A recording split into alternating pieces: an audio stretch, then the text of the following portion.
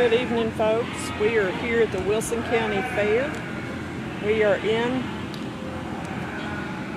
excuse me, I'm having to put on my glasses so I can see. Up here at a Katahdin U pen. We had one that was born earlier today. And this one is trying to go in labor. She's been pushing a little bit. I'm going to step back from her just a little bit because right now she's like, why are y'all all watching me? And sometimes that can actually slow them down. You'll see her stiffen her back leg up as she will curl her top lip.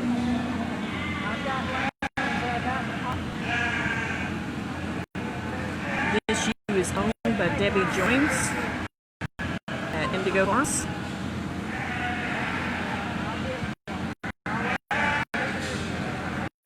Shop Spring, Tennessee, located between 11 and Watertown. I apologize, I'm shaking.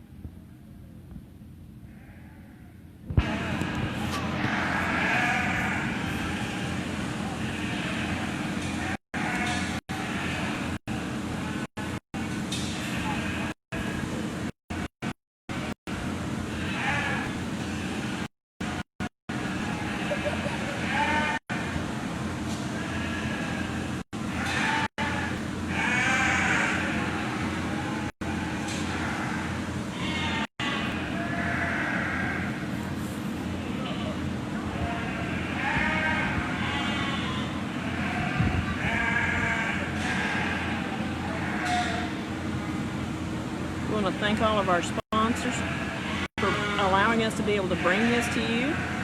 We have the Tennessee Walking Horse Breeders and Exhibitors Association. There's a good push. We have the Mid-South Ford Dealers, Edwards Feeds, and Mana Pro. Mana Pro makes some great colostrum that if these babies aren't able to get their natural colostrum from their mother, we will give that to them. They also make some great nursing supplements if babies aren't able to be with their mom. This is part of the birthing barn here at the Wilson County Fair. We are trying to set this up where we have a permanent exhibition for this. I am here with one of the vets from Kinslow Veterinary, Dr. Haley.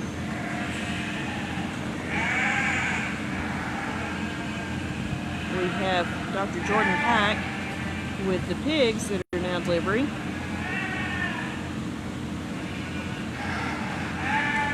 And we've been keeping these vets hopping for the last 2 or 3 days.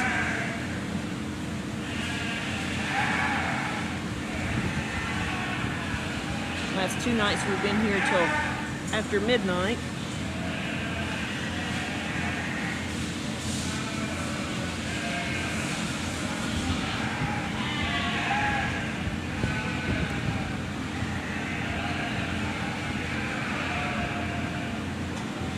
Pushing a little bit again there. She's in the early stages of labor. That tail will straighten out a little more. Her vulva will extend a little more.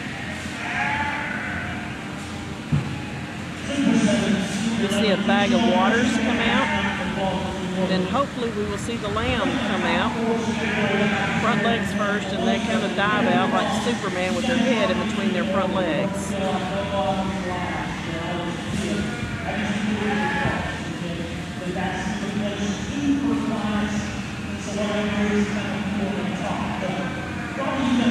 There is a market sheep show that is actually taking place back behind us. That's one reason why we would like to have the birthing barn by itself. There's a good push so that we wouldn't have to have these animals in here under such conditions so that they're having to listen to showmanship competitions going on back behind them. Or last year the fun part was they got to listen to Kentucky headhunters while in labor.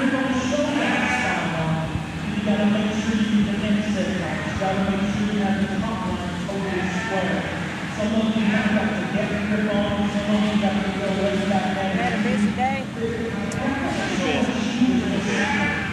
as busy as some. Yeah.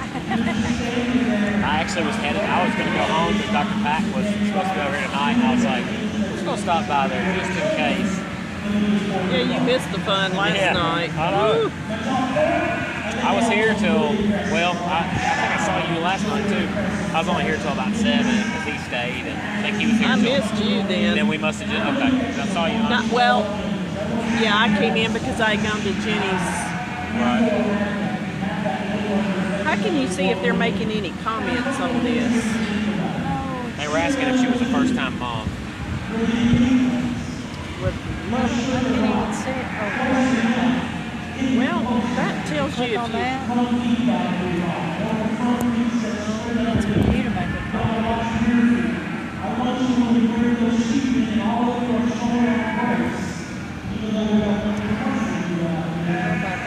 I don't know about that either.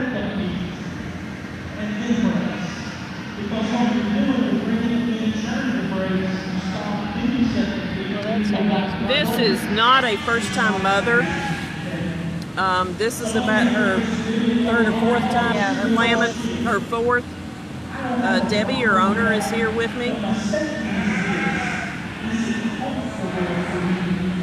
For whatever reason, Dr. Haley's able to get the questions and then we can answer them for you. I can't. No, I mean we can't. I don't know where you hit to pull them up. Up over here in the corner on the other tablet.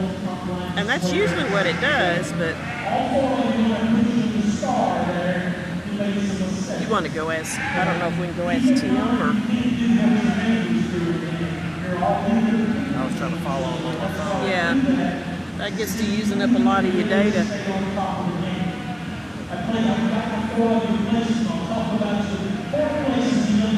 This ewe has always had twins or triplets in the past.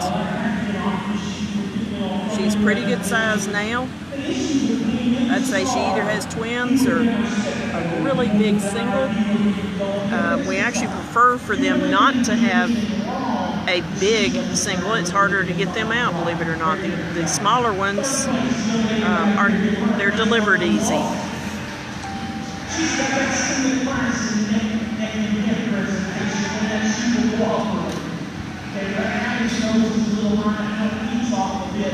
But in terms of setting the neck on top of the leg and the rest of the box, and I appreciate that, this sheep is one who wants to always Just swipe it,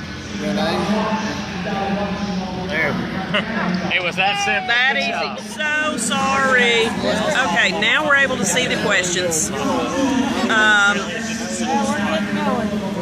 Jen is up there in the pig pen. She is delivering with Saucy. The Saucy feed right now is being restarted. We think this one is having twins, or possibly one big one. We do have 2 separate feeds going on Facebook. One is on the pig, and then we have this one here. He didn't even say. I told him I saw him here when somebody was talking about the camera on YouTube that did move.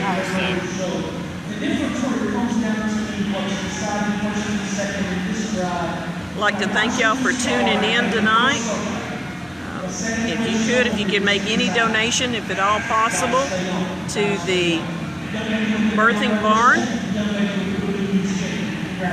I didn't hear you say though. Is this her first time? No. No. Okay. They're having to. They've moved the camera on the other one. Did she? She does Saucy. Oh, okay. So she's experienced. Has Expect 2 or 3. had 6 piglets so far. Hi, Dwayne.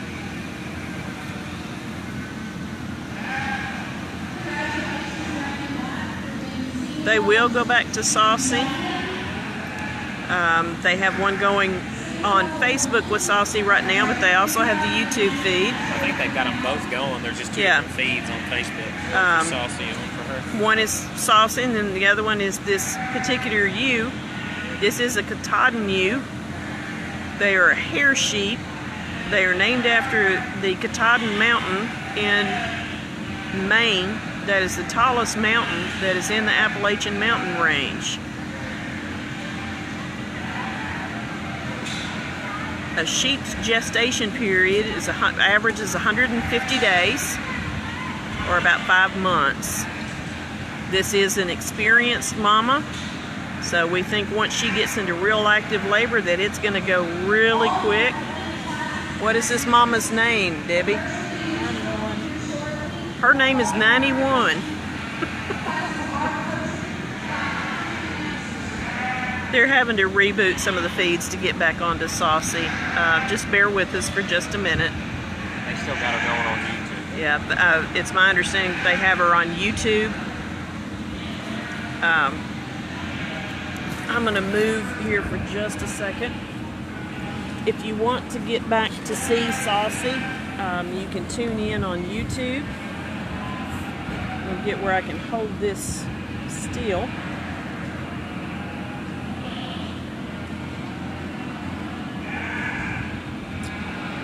So far delivered here at the fair, we've had 2 lambs, about 16 piglets.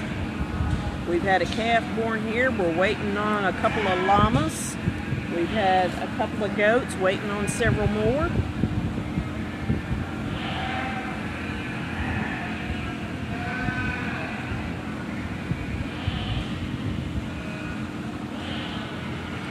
The nice thing about the hair sheep is you don't have to shear them. They do well here in the south. They can handle the heat really well. They don't have as much susceptibility to internal parasites, but you still have to watch them. Here in the south we can have a problem with the barber pole worm, but they can easily be handled, but you do have to do it as far as worming them. Another problem that we have here in the south is a condition called foot scald or foot rot. It's due to our wet, muddy springs. It's caused by 2 different bacteria. One's an anaerobic, meaning it doesn't need oxygen. The other one's aerobic, meaning it does need oxygen. But it gets in between their toes on their feet and make them really sore.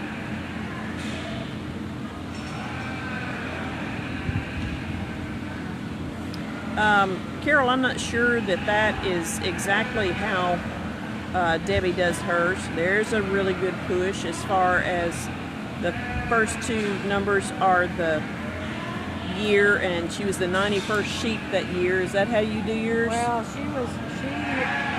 I really didn't, I basically put a 91 because that's the tag I had. Yep.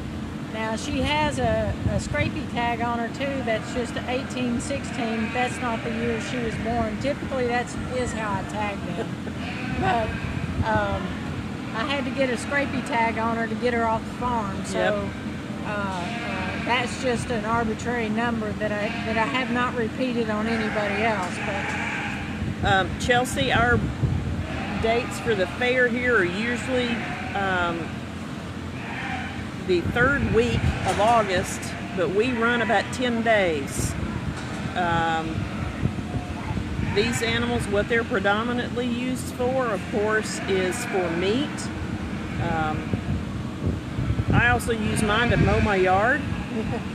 Open the gate and let them go so I don't have to mow my yard.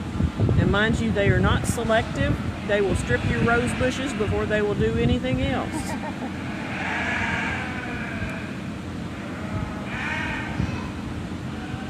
You can milk them if you want, but they are not, there are some sheep that are used that produce more milk than what they would. The time that a sheep milks, that they produce milk, is not going to be as long as what, say, a milk cow will. But sheep's milk is higher in fat content. It is also naturally homogeneous. The fat content is, the fat molecules are totally suspended and go with all throughout the milk. It's not going to separate out like what cream does on a dairy cow's milk.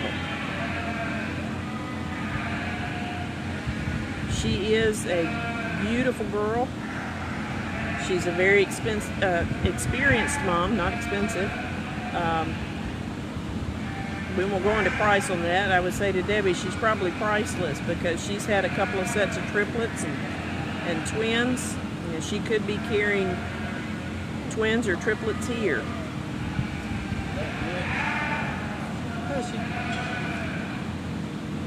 She's not in super active labor. She will come along and she will have a contraction every now and then and she will push.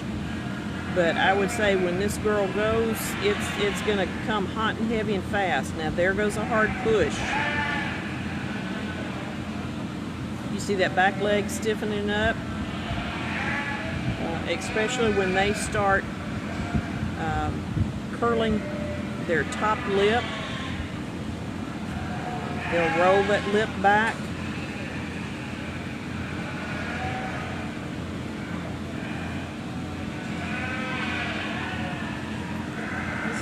Chelsea, you can also look at the Wilson County Fair and they will announce the dates on there.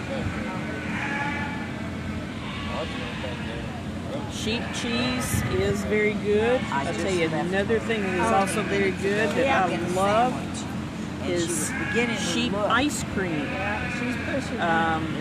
But now it can be very difficult to find. Where I had it, I was in Ireland. She's not pushing like right every few minutes.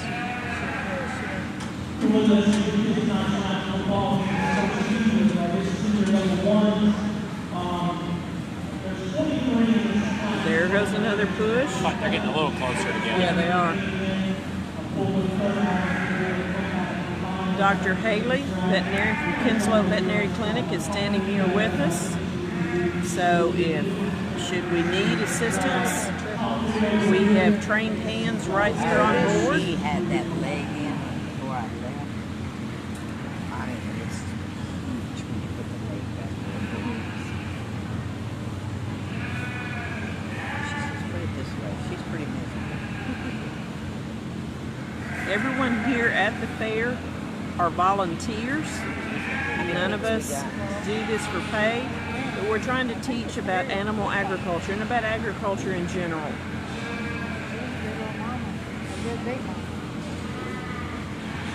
The Middle Tennessee area is a great area to raise livestock. We are not, How many pigs we got? we don't have as I many think they were trying to pull number 7 right open now. fields. When I walked over here, that's where they were at. as what you would have like out in southern Illinois and Kansas and Iowa and Nebraska and Oklahoma and so forth. So we're not flat. We do have low rolling hills and we have a lot of deciduous forest. And it's great for these to turn cattle and sheep loose in those areas. They can go out and graze on that to keep us from having to mow it, and they can convert that into a protein.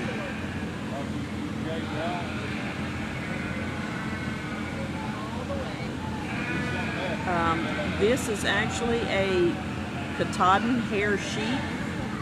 They do look like a goat, but the way that you can tell the difference if one is a goat or if one is a sheep is a sheep's tail will point down, a goat's tail points up.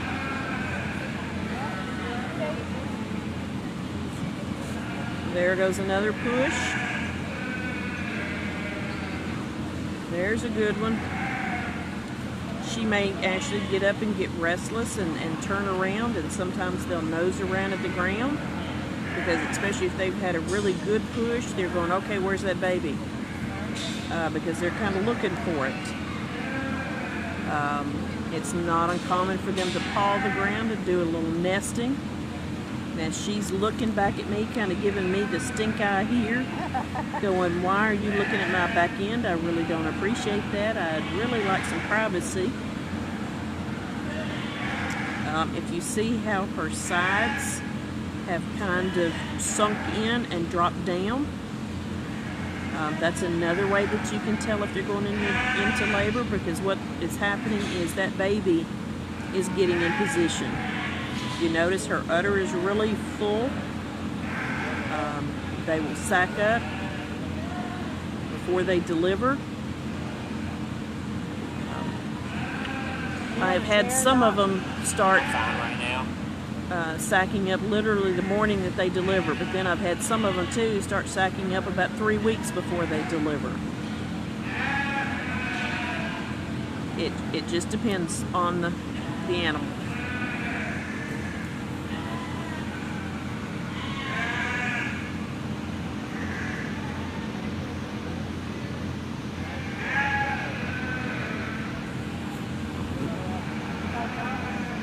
All of these animals have been used to having people around them. Now, if you notice, we are not just right up on her. And you notice, if you look at her, she's carrying that tail out a little bit. That vulva is pooching out a little bit. She's voiding. She's going to the bathroom. She's cleaning everything out because she feels that pressure. They don't generally give birth standing up, not these particular animals. They usually will lay down. We're going to see what she does. They won't usually eat before they deliver. And I'm going to stay right here. The way I'm seated, I can see her back in. I'm going to let her lay down if she's going to, and then I will move. And the reason why I'm seated is not because I'm lazy, but it helps me to hold the camera steady.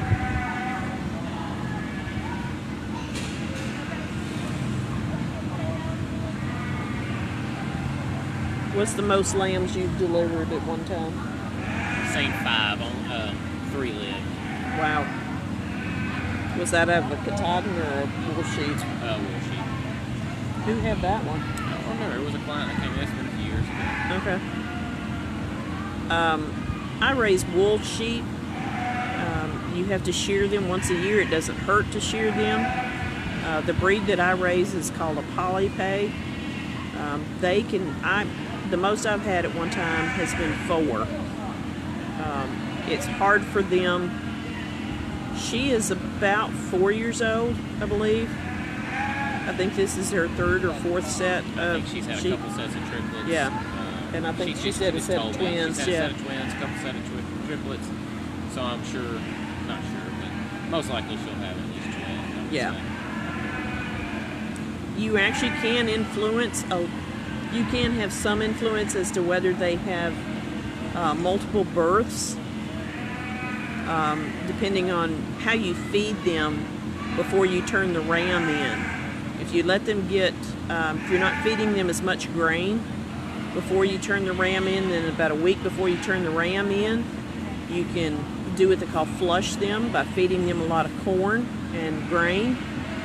And what they will do is their body is kind of going, she's saying hi, y'all. Their body is kind of going, okay, I can handle more babies right now, so therefore I'm going to release more eggs. That's not a tried and true scientific formula, but it sometimes can work. What she's doing right now is she's pawing at the ground. It's not uncommon. They do that for nesting. She wants to make a nice little place for her babies to be born, and she also wants to be comfortable.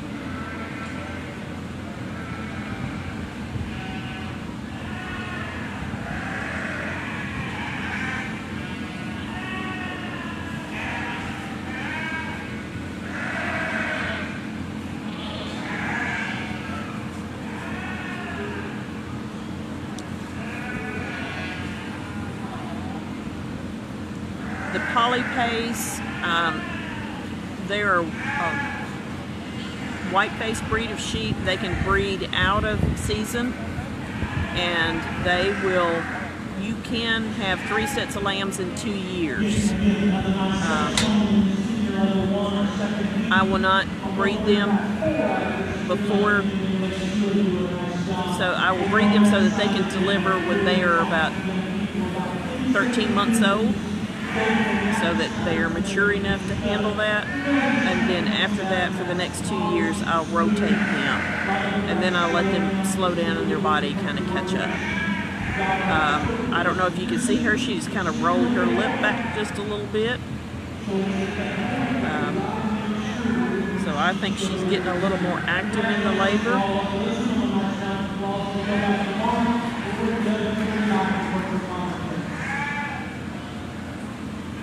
We think that she has either got twins, possibly triplets.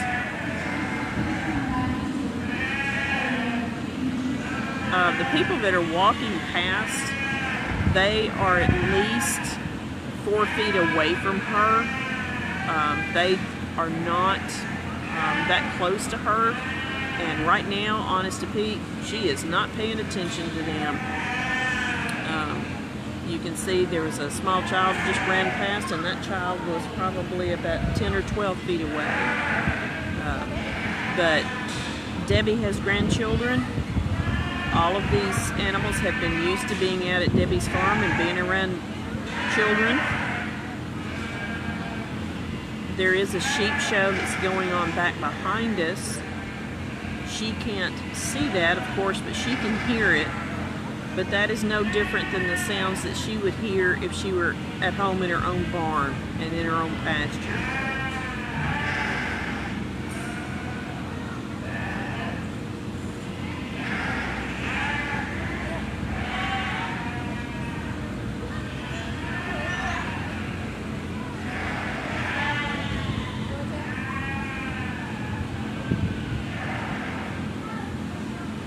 Does anybody have any questions?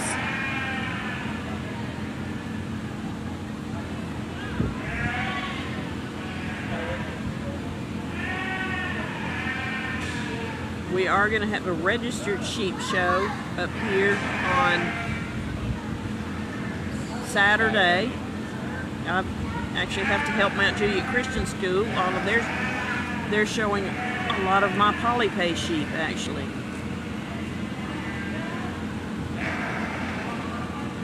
Yep, she does have that far off look, and she's kind of looking around back behind her going, okay, I know something's supposed to come out of there. We're going to get this show on the road. She will rest a little bit. We have water boiling over here to the side. Debbie, I think, has got some ice chips for her for when she goes in there. Each one of these pens is about 10 foot by 10 foot.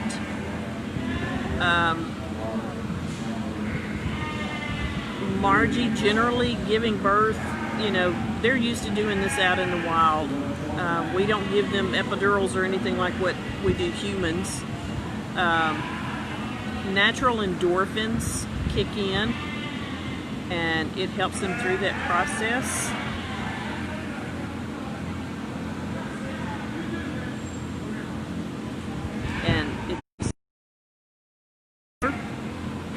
Their bodies are designed to handle this.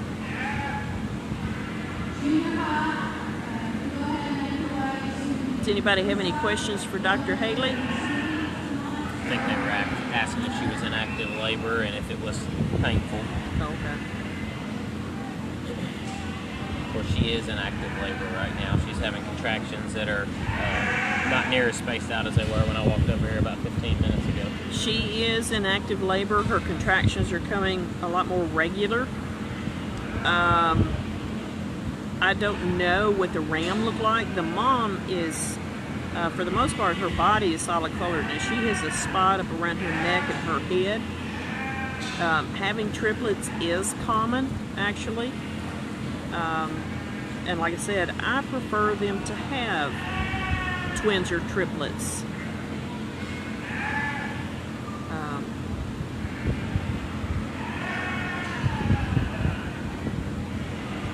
And generally you're correct, Carol. You know, the head and shoulders are generally the hardest thing to get past. And once that is out, generally that baby will just kind of slide on out. Sometimes we may have to twist it. And you see her curling her lip. When they roll that lip back,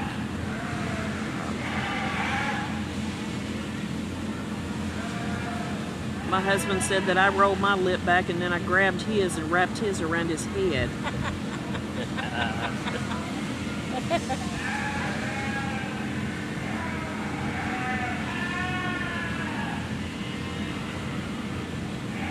She is not in any type of duress or anything. This is all perfectly natural.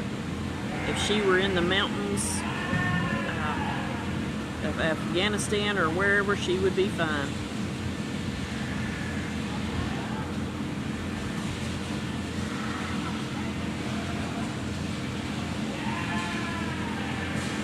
She is in the zone. The pig birth must be going smooth. Dr. Pack's over there eating, just watching, so.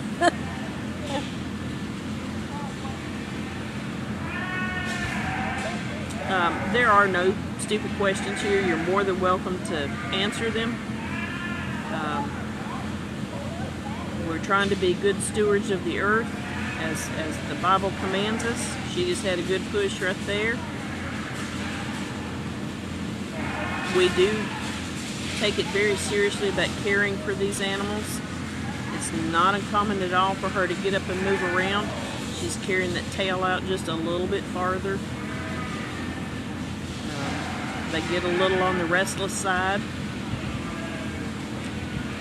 I don't know if her little ones are spoken for, Debbie. Are her babies spoken for? No. No, they're not. Unless they're females. If they're females, yes, they're mine. Debbie, the owner, said if they're females, they will stay with her. Males, I'm sure, would probably be weathered and actually sheep are pretty decent, pets. They make nice yard art at my place. People drive up to my place, and especially if I've got them out in the yard, I have them mow my yard. But it is, they will strip your rose bushes and all of your, your clematis and all the plants that you want to keep. They'll strip it in a heartbeat, and they'll leave the ones that you wanted them to eat. Yeah. They do lay down to give birth. Can't tell you how long it takes before delivery. This is something that they do on their time. If she was struggling, Dr. Haley's here, he could check her. There goes a good contraction. You notice she's walking a little bit wobbly. That's because those babies are getting in that canal.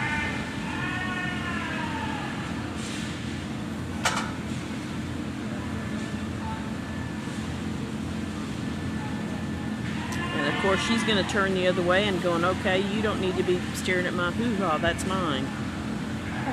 So I guess we got to respect the lady's privacy. But if you'll notice that triangle back behind her ribs, all the way down her backbone and up to the front of her hips, what that is, she is very healthy. She is not thin by any means. That is that baby getting in position. But if you'll notice, she's very thick across the chest. I believe they are still working on Sassy. Jackie, this is not her first. This is about her third or fourth lambing. She is walking over to Debbie. One thing that we're trying to do here is set up a birthing barn so that we can have 4-H and FFA students come in here. We got the big day today, too. Gonna go with it. Yeah, I didn't know when we got off the phone this morning again. And they said, everything's good. And then they come down and said, parachute kids. Go grab a tablet and start running up there and get up there and back hanging out. this is a all volunteer effort. The vets are here, they are on call, but they are not paid for this. These guys have been wonderful enough to stay with us the last few days. Dr. Haley and I have spent 2 nights down there. He got his hand pushing behind his back. Everybody talks about the fried green tomatoes. How many sassy did he say? She's had 8 so far. Oh, they pulled that last one. Is it okay? Dr. Pat. Dr. Pat. Jordan. Have y'all had 8 down there? Was the last 2 were good? The last 2 were made. How's that first one?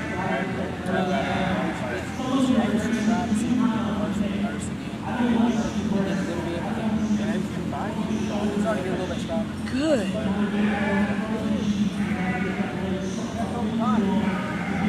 Marianne, thank you.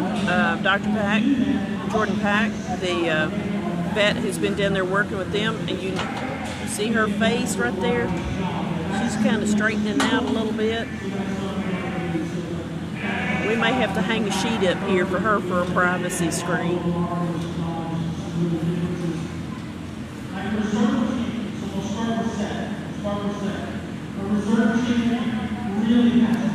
The first piglet that was born down there with Jen, we have been really working with it, trying to get it up and going. It's doing a lot better. Dr. Pat gave it a shot of dexamethasone steroid. Manitoba, Canada. Good deal. I'm going to stand up and walk over here. Maybe I can see her from the back end and she won't get too incensed. Of course, she walks away from me.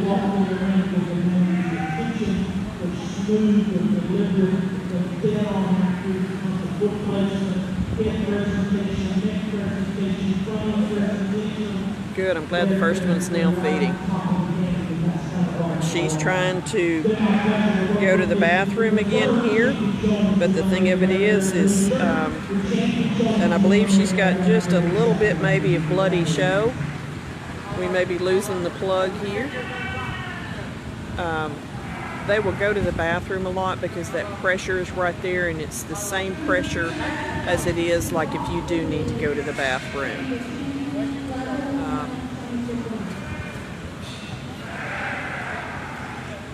Chelsea, thanks for telling me about the piglet.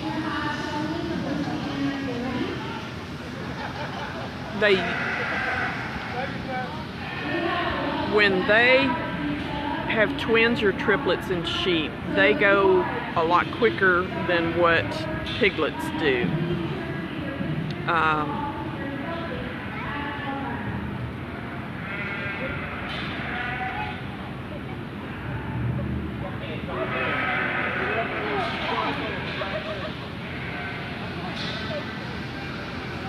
Dr.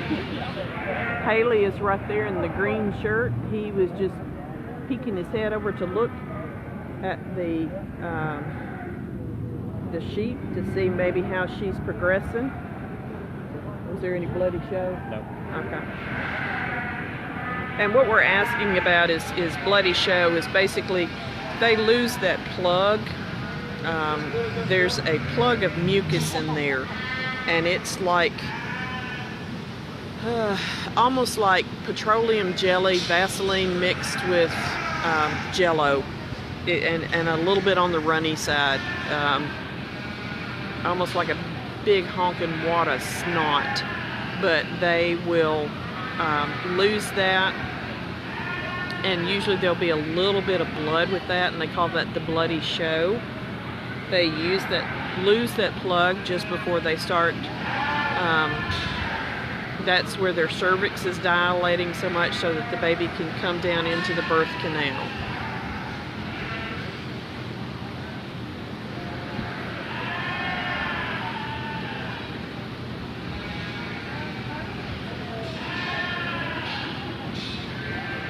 It's funny how we're all watching this and got our different phones on, and got a tablet going in one spot and a computer going in another and a phone going on another one.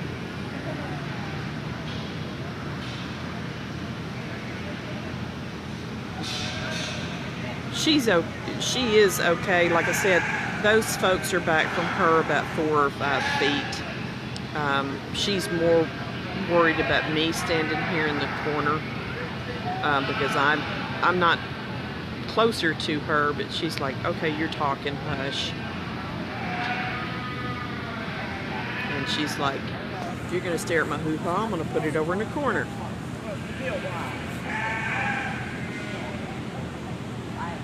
You see, you got a really good shot there of her curling that lip back.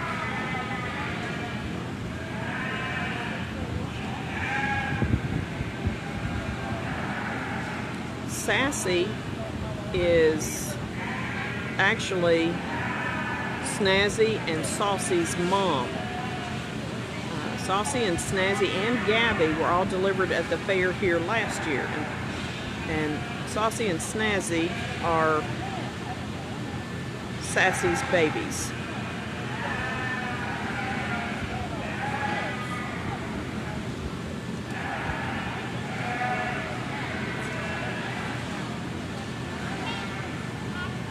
This young lady could take 30 more minutes, or she could be 2 hours.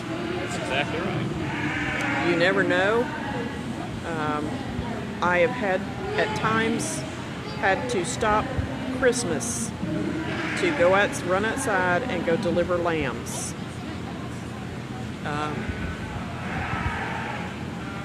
It is the exact same thing. It is mucus plug similar to what women have. You have to realize we're all mammals, and we all have the same thing. Now, mind you, we don't walk on all fours, but that's okay.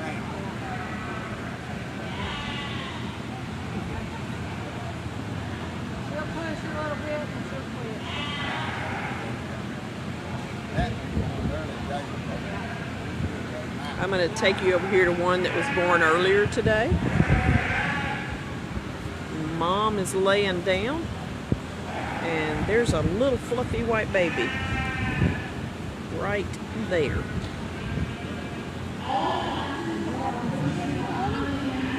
And Debbie's going to try to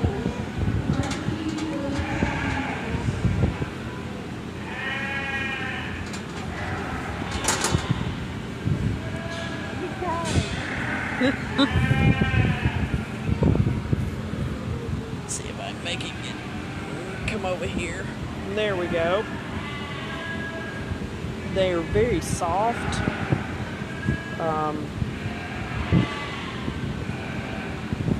Like petting a labradoodle.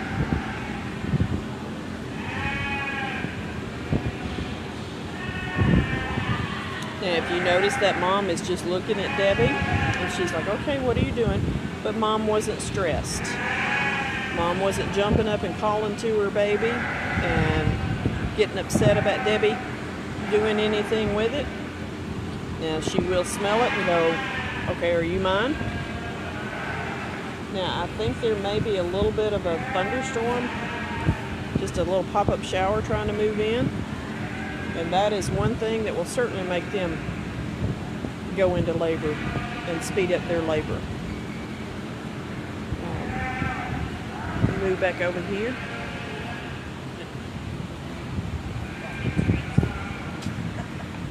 Sound good, chewing my cud. How many sheep do you have, Debbie?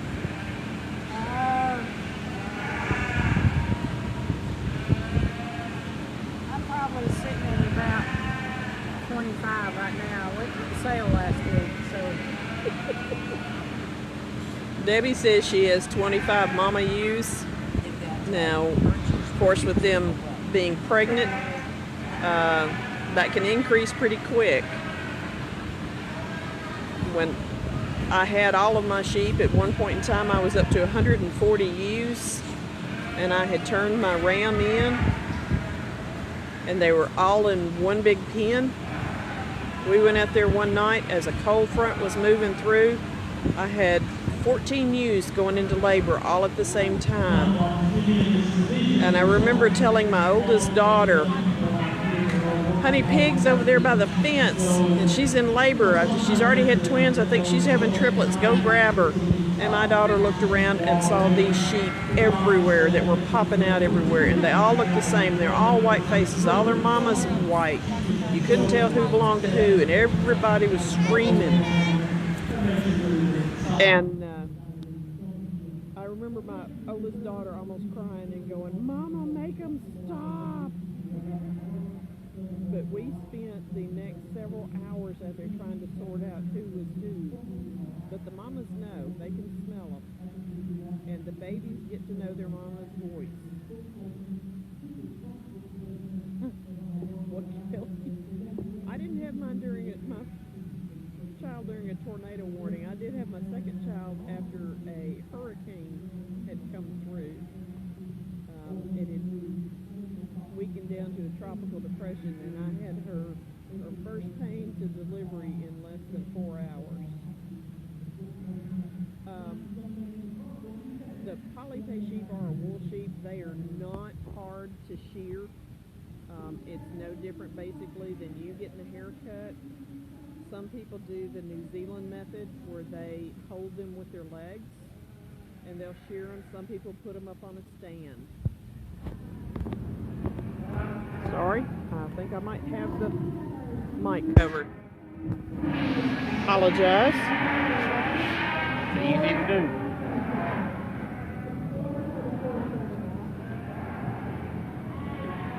Mom's looking at us like, okay, why are y'all doing that? Why are y'all staring at me?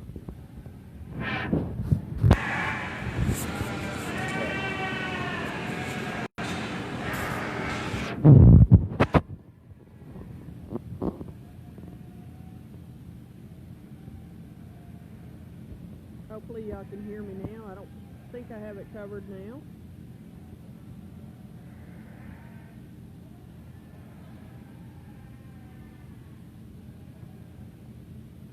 We are located in Lebanon, Tennessee. This is the Wilson County Fair. We are about 35 miles east of Nashville. This fair, when it is normally going on, is the largest fair in Tennessee and one of the 50 largest, or ranked as one of the 50 best fairs in the U.S.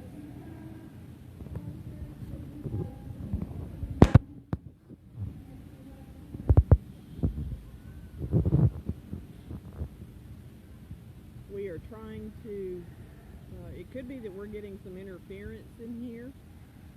We do have a sheep show going on in the background. I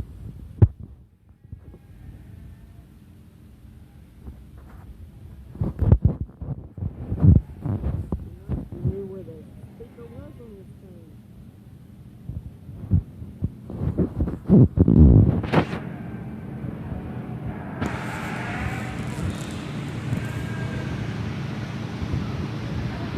Mom's getting restless, but as Dr. Haley and I just said a few minutes ago, it could be 30 minutes from now or it could be 2 hours.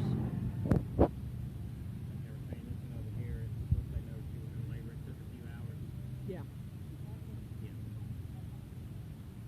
The one that we just showed you the baby on, they said that once they noticed she was in labor, it took a couple hours after that. We have noticed her, of course, in labor. And, it may be a couple hours from now. But I thought I heard thunder outside. So if we do hear the thunder, a lot of times we'll have a storm come in or a quick pop-up shower, and that progresses them along pretty fast.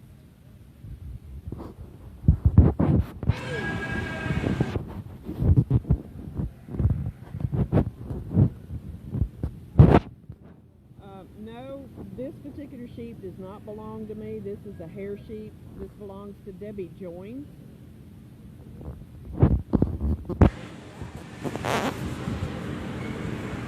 I raise wool sheep. This is a hair sheep. A lot of people think that these look like goats. The difference between a goat and a sheep's tail points down, a goat's tail points up.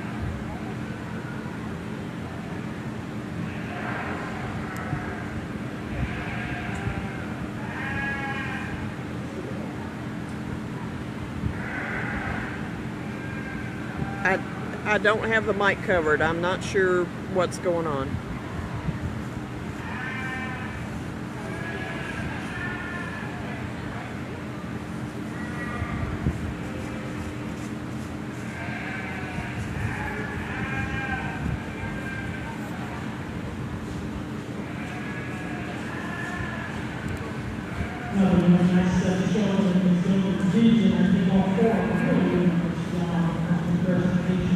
Debbie, you want to talk for a little bit? Let me go get my drink.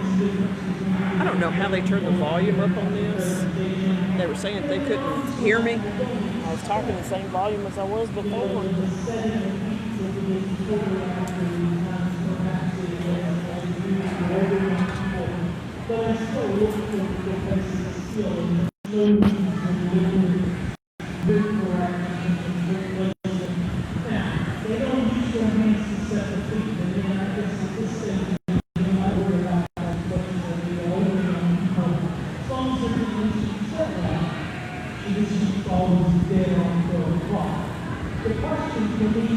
Let me move here just a second. Get over here where we can see a little more. This is 91. She's one of my top producers on my farm.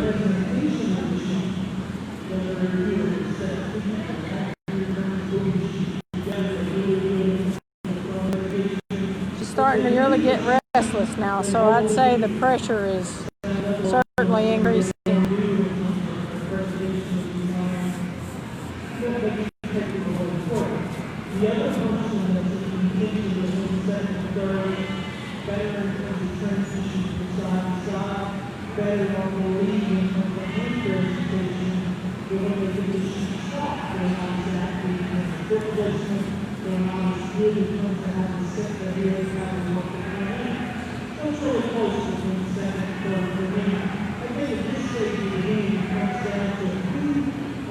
Yeah, we're thinking it's probably twins, maybe triplets. I don't know. It's always a surprise.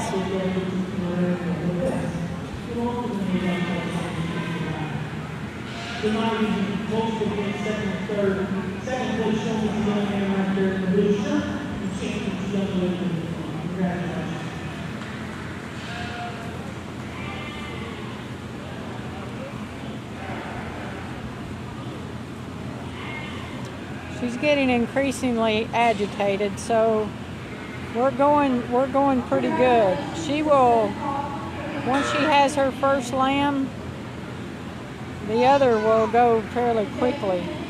Just getting that first one down the path is what takes a bit.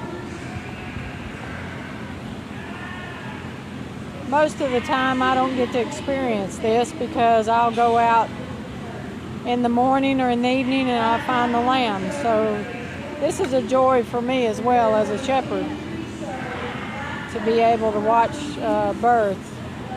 I did get to catch one back in the spring, have triplets. That was pretty fun.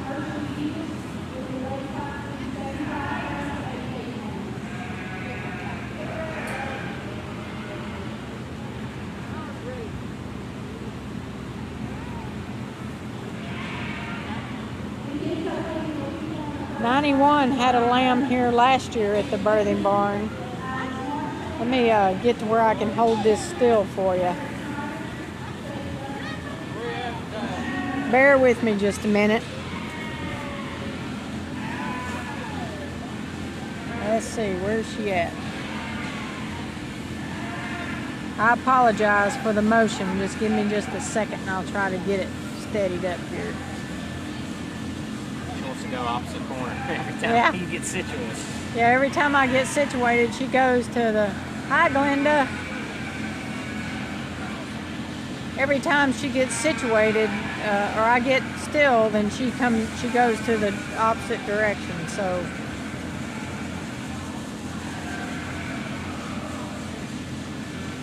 Deborah, no, I have not tried milking my sheep. This breed is mainly for meat. There are a few breeds that are milk. And my husband and I, kind of thought about that for a little bit, but it's quite a undertaking. And as you could well imagine, sheep are not huge producers of milk. So you'd have to have a lot of sheep to produce a little bit of cheese, or milk. But I have had sheep cheese and it is pretty good, I'd have to admit. You can see how the top of her back is sunken in. The lambs are in position and they're ready to go. So are we, right? We're ready to go too.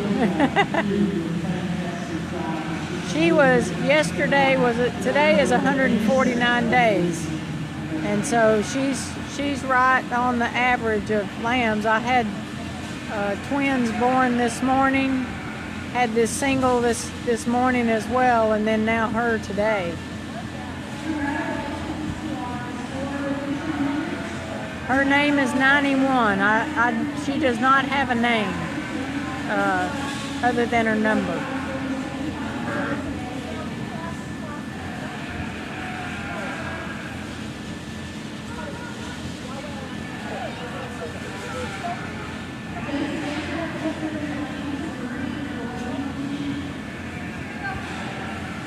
Might have some name suggestions. Yeah, sure. I'm sure they're coming. Yep, we'll have some name suggestions before long.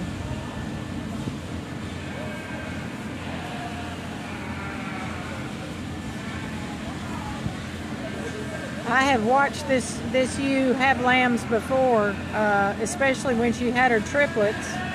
And I will tell you, once she gets going, once that first one comes down the pike, the rest of them will be right there. She's a workhorse.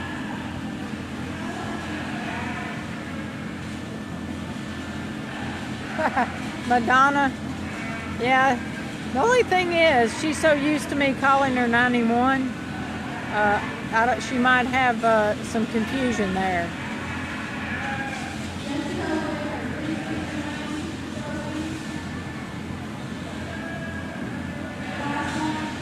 She has a really nice udder for a ewe. What you like to see a large udder like that, because you know that she's going to produce a lot of milk for her babies.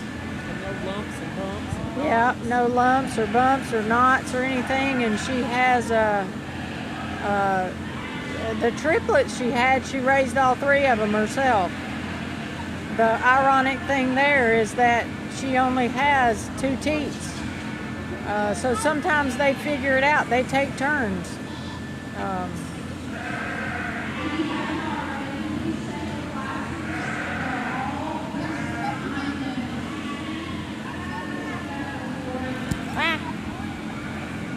Sorry.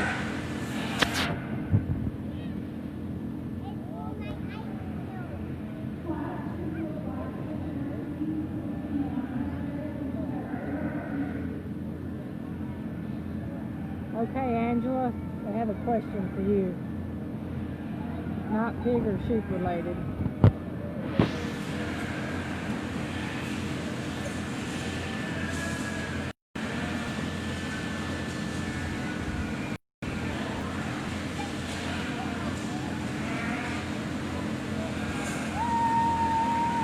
Yeah, she's in labor. She is she's getting a little more agitated now, so she's kind of looking for her spot to lay down and really get to some productive 91. Get to some productive pushing. I do not. He said he. Goats only. She's calling to that baby over there. Oh.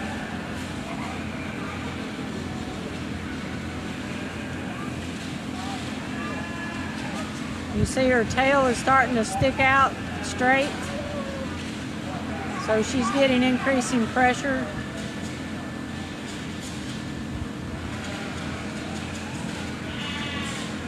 here's your question.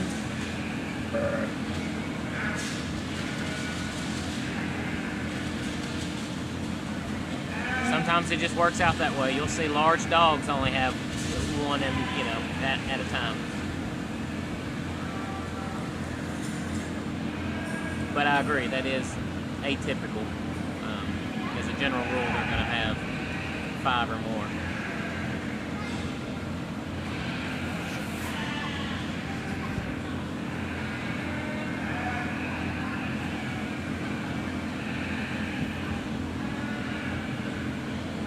We don't like to give them anything to increase the labor of delivery, like they do people. They'll induce those sorts of things. We typically don't do that with livestock or animals in general.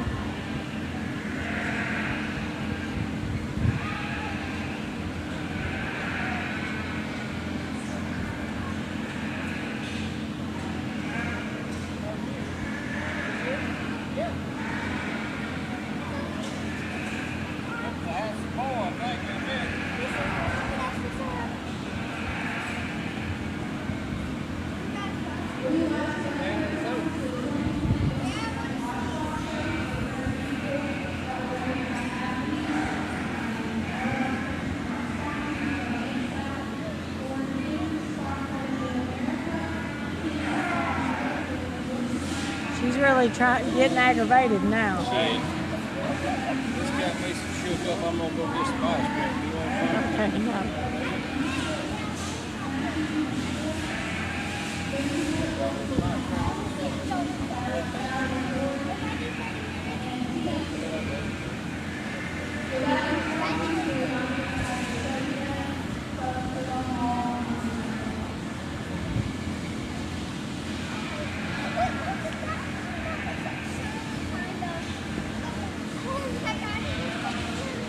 Hi, Patricia from New Jersey.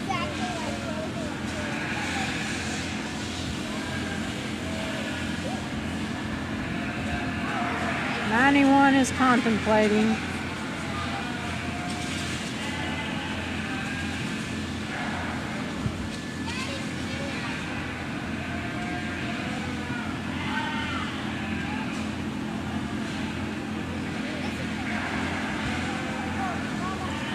'91 had a lamb here last year, so this is kind of her second home. Yes, usually there's a little balloon or a bubble when each lamb is born or coming out the vulva there.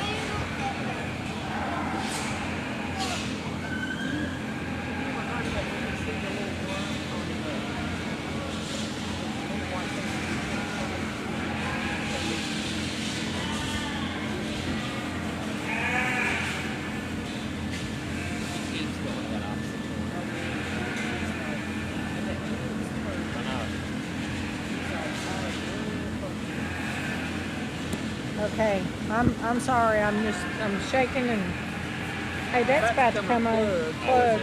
Yeah, it's about to come on. Okay, let me rest it right here. There won't be less shaking. Thank you, Renee. Wilmington, North Carolina. Hello, Maine. Yeah, Maine. Are you anywhere close to the Katahdin Mountain, Nancy?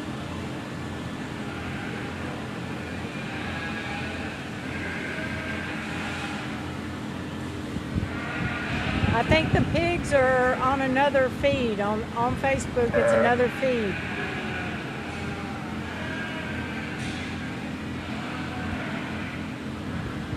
Always a little bit of a challenge in these line commercial meetings or commercial marketing, whatever it happens to be. Alaska, wow. That's a ways off. We've got medium wolves down here, we've got naturals, we've got little sheep out here, just different kinds. So we have to weigh the balance just a little bit. Usually when we buy stuff on this end, she's got some balance, she's going to stretch, she's got some terms for a rib, she's going to push her meat, some muscle shaking power. Oh, Bakersfield, California. Hi, Mama. There's my daughter.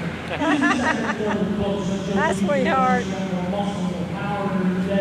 She's probably the best thing when it comes to having sure openness about her playing super There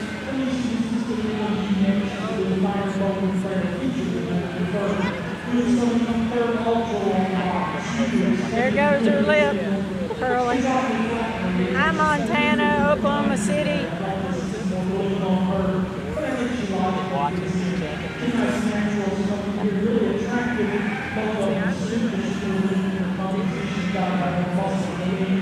Well, no, Carolyn, we're actually having a sheep show at the same time, so adjacent to us, and so that's all the screaming you hear.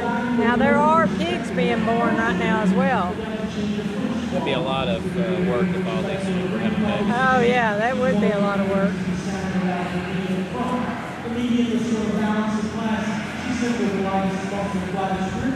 South Carolina, North Carolina, awesome. Alabama, hi Jenny.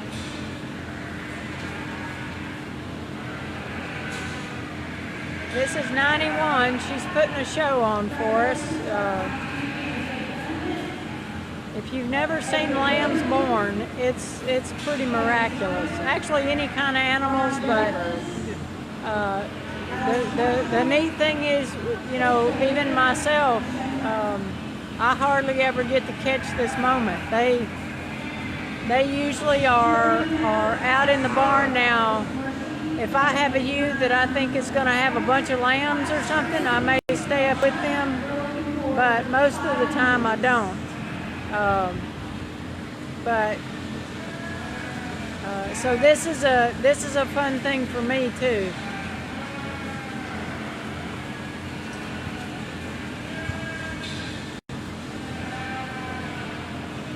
I believe 91 she's seriously about to get down to business here because she's increasingly uncomfortable and getting ready to get to work.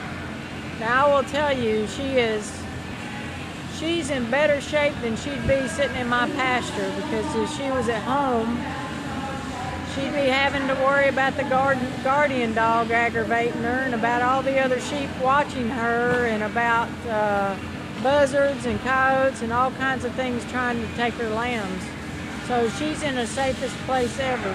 Well, there's my mama too. Hi, Mom. You got your whole family on there. Yeah.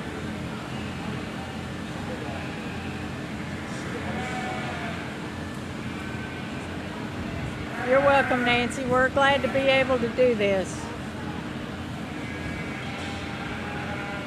They curl their lip. I couldn't tell you exactly why. I will tell you that just about all my ewes, if you watch them when they first lay down, they will curl their lip.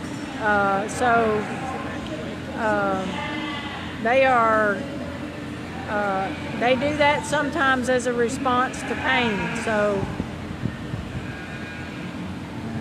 yeah, she's calling to the baby. I don't know if you heard that, but she's making a few noises. She's done this several times before, so she knows what's up.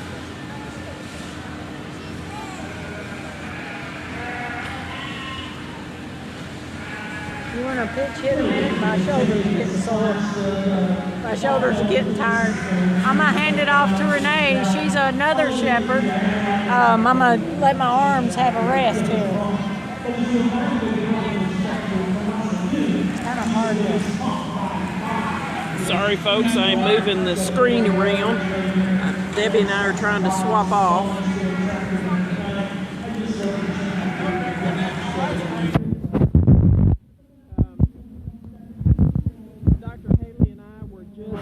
Talking about where we think this ewe might be.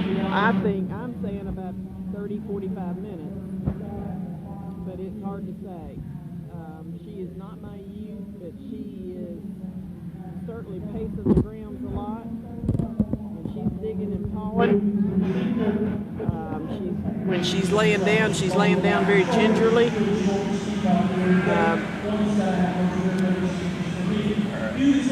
Put my glasses on.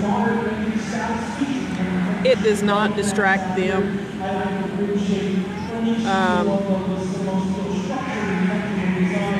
She is in labor. I think a lot of times y'all may have trouble hearing me because I talk a little bit lower, maybe than Debbie.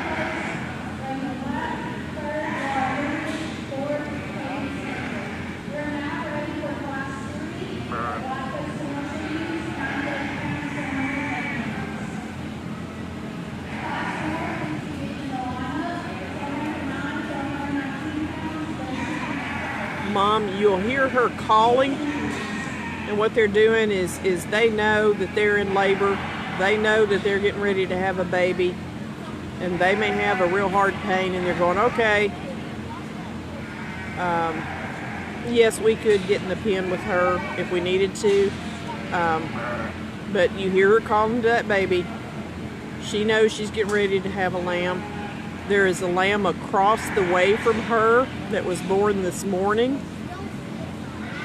So sometimes what they will do is they will try to go and adopt that lamb that was born this morning because they think it's theirs.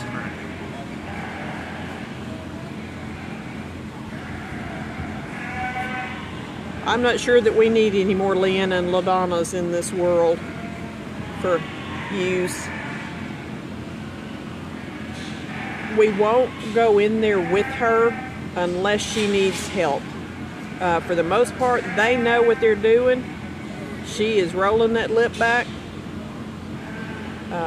These mamas will clean them up. They do come out a lot of times wrapped in an amniotic sac. They dive out. They will hopefully come front feet first with their head tucked in between there. Sometimes they can have trouble with delivering if that head drops down in between those legs. And did she just break water? It's a piece of bedding. Oh, okay. Got me earlier. It looks different. Dr. Haley and I, of course, I'm looking at this on the screen, and I thought that the ewe had just broken her water because that ground looks darker there and it looks wet. For the most part, like Debbie said, we don't have to help them. We're only there in case of an emergency.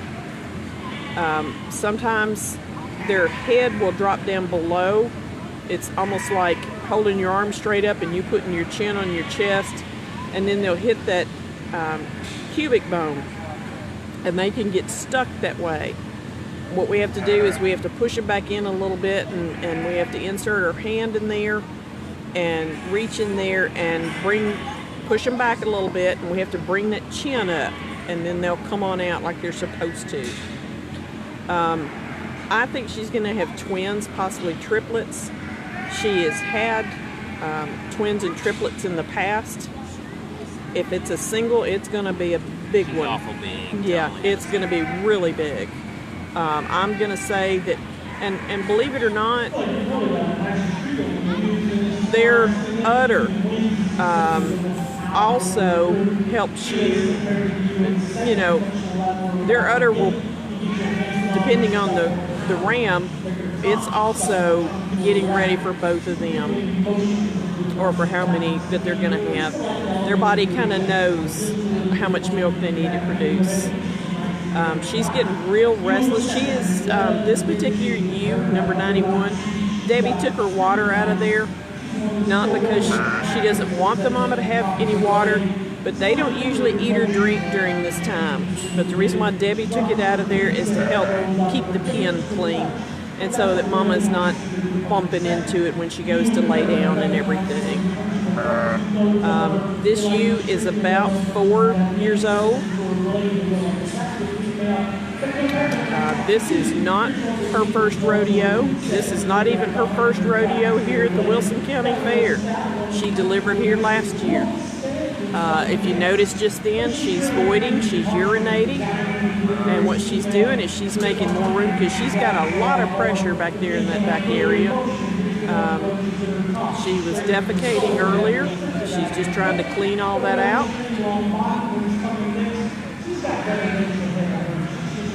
And she keeps nesting.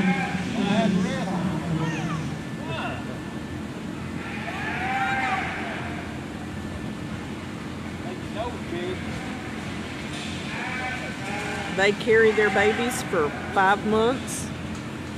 These babies are born with their eyes open. They will get up and walk around and nurse. Now, they won't walk around real well, but they do need to be able to get up and nurse within about 30 minutes after delivery. You stop and think about it. If they're out in the wild, if they can't get up and nurse and see about things, then they're going to become somebody's lunch. So they need to make certain that they can get up and get away from predators. Now, they're walking and jumping and bucking and kicking within about an hour. Not an hour, sorry. About 14 hours after they're born. They can pretty much run with mama, or at least walk really fast with her, within a few hours after they are born. I keep mine up in the barn, each in their own separate pen, depending on how many the mom has. If mom only has a single, she stays up in that pen 1 day. If she has twins, she's in there 2 days. Triplets, she's in there 3 days. Can't have our grand opening, but we're So, ready.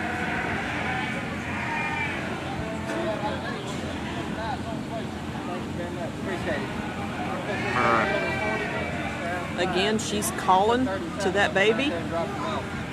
We'll move down here a little bit.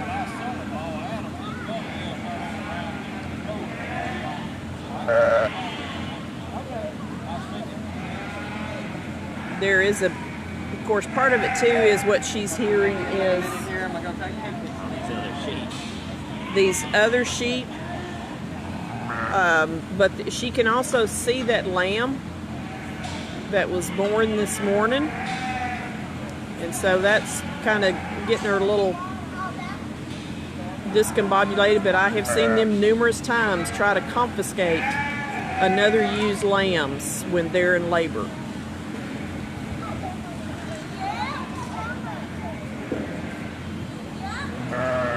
Most of the time, if they are on their own delivering, they will go out and away from the other ewes.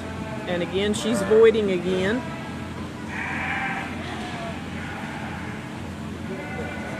She's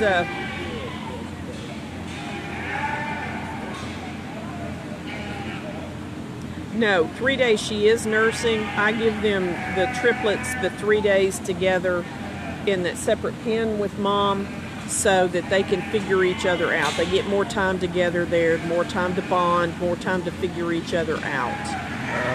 It's, of course, a little harder for, mom to bond with 3 of them.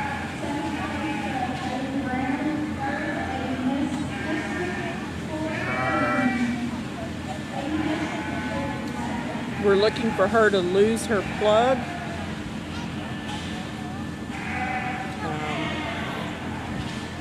It is just a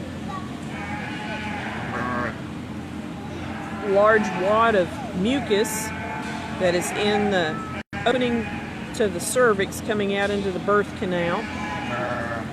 Generally, once they lose that, things move along really quickly, because what they're doing when they're losing that plug, it means that their cervix is dilated enough for that to come out, and that lamb is not far behind it.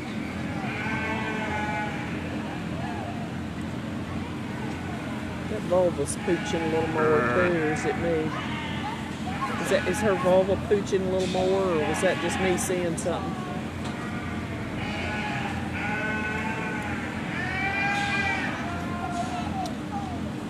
Dr. Haley is over there looking at her. I had asked him if he thought that vulva was pooching a little more, or if I was just seeing things, which that's always possible. Really nice pair of boots on the top of the class. Sit there looking at the just to use young men to the women class. She's just simply a nice class for the pair. And I can just do much better when I get my hands on them. Bear with me just a second. I just unplugged it.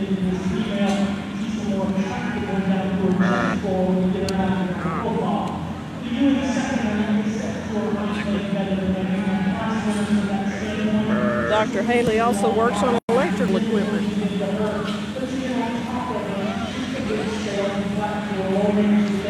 We want to thank our sponsors here: Tennessee Walking Horse Breeders Association, Mid-South Ford Dealers, Mana Pro, Edwards Feeds, and of course Kinslow Vet. They have been wonderful. They have been here with us this entire time. This is their 3rd year being with us. They provide us with veterinary services here. Of course, I think we provide them with birthday cake. And we certainly provide them with plenty of amusement.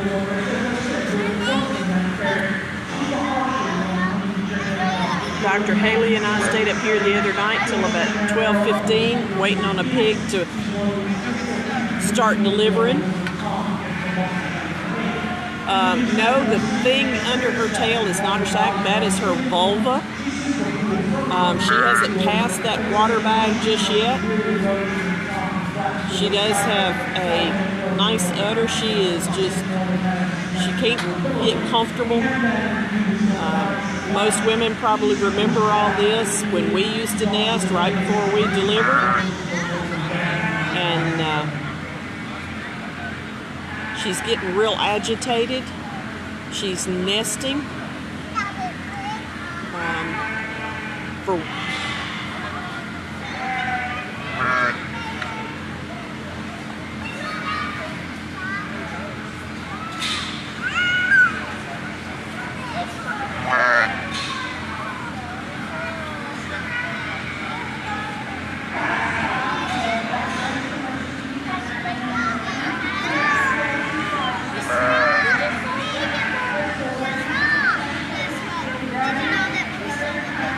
I thought maybe 30 minutes. I think this girl may fool me.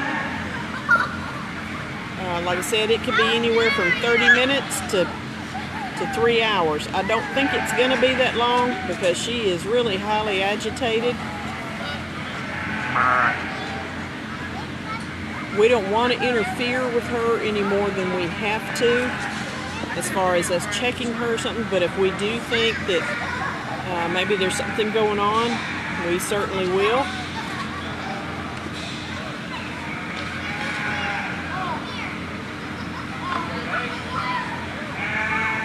That was a good push right there. And you see that leg straightening out. And Dr. Haley they usually will lay on their side to deliver. They don't make any noise when they deliver. As long as everything's coming out in the right direction, it's a pretty smooth process.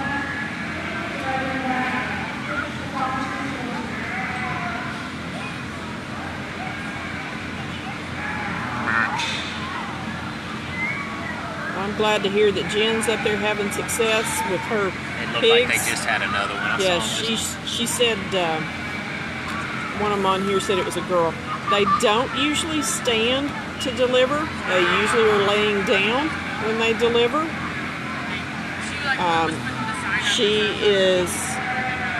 Since she had that great big push there just a minute ago, she's getting up and she's looking for where that baby is.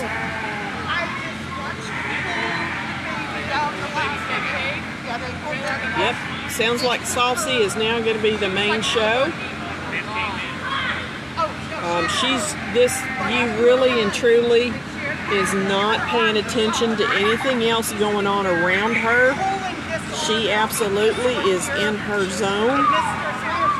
All she's doing is wanting to deliver. Now, I think she just had a good push right then. And then you'll see her back stiffen up.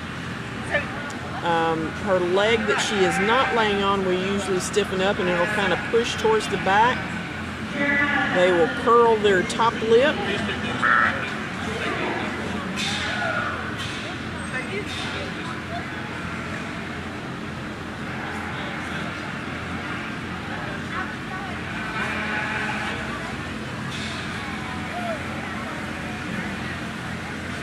She gets up, and like I said, she had that big push, and so she's looking around for where that baby is.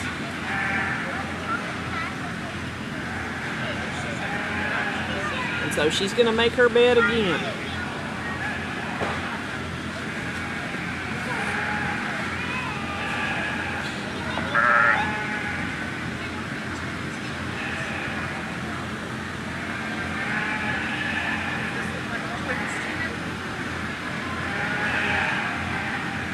Katahdin sheep are a great breed of sheep to raise. You don't have to shear them. They're pretty hardy.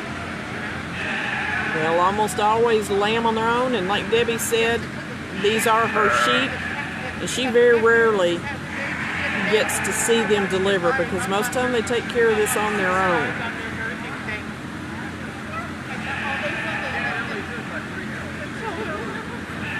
I do know that sheep are very susceptible to low pressure fronts.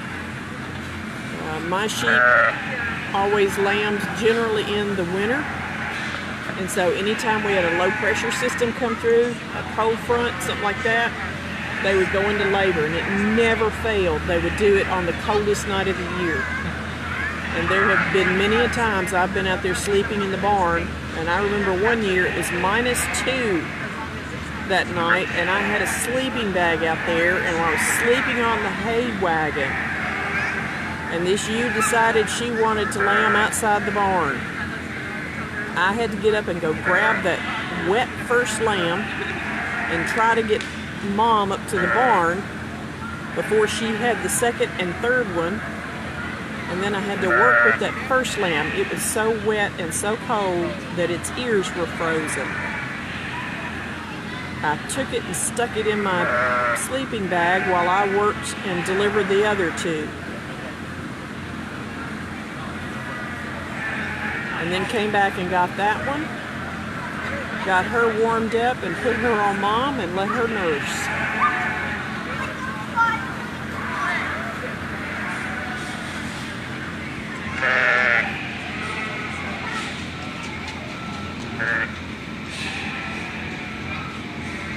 It's very important that the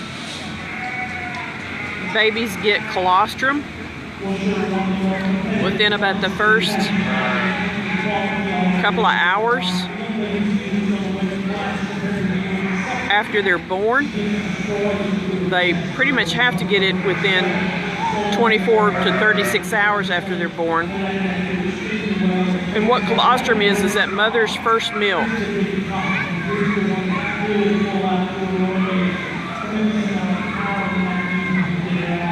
Her ears actually did survive on the one that was frozen. You notice on this one she's really carrying that tail out because she's got so much pressure right there.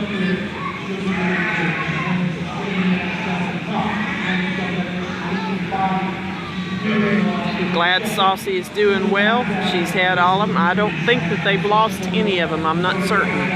Haven't been up there in a little bit. I know her first one was struggling. But back to the colostrum. That mother is passing that immunity onto those babies and providing them with the good flora and fauna within their gut to help them survive. And the molecules of that are so large that the intestines can only accept that within about the first 24 or 36 hours. You can still feed them the colostrum, but it does no good.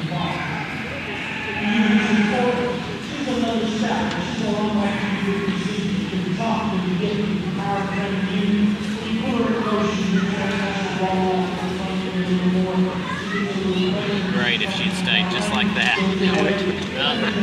Too good.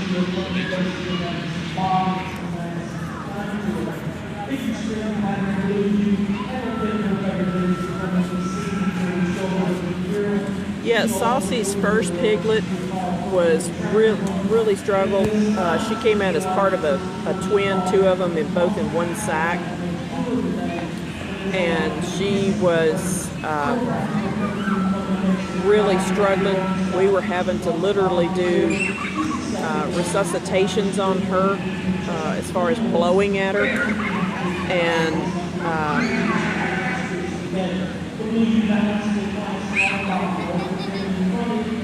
The vet came in and he gave her a shot of steroids, and those steroids really helped perk that pig up, and then we got her just a little bit of colostrum.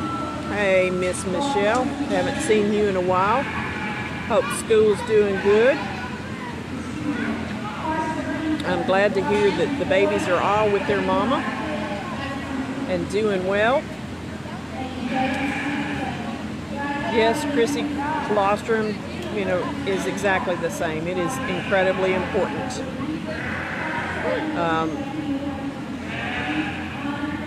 Moms,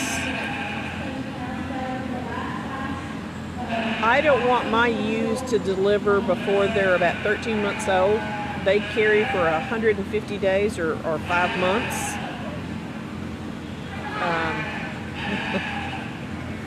I'm not sure. Is this the ewe that Tim calls wide load? Probably, yeah. Yeah. Debbie just said that, yeah, this is the ewe that Tim calls wide load. She finally has kind of laid down. She has, well, I spoke too soon. They just said Saucy had her ninth, and everybody's doing good. Good. That first one, I know boy, the first was one's still worried. struggling, yeah. The first piglet that was delivered today, she is back with mom, but they're really keeping a watch on her.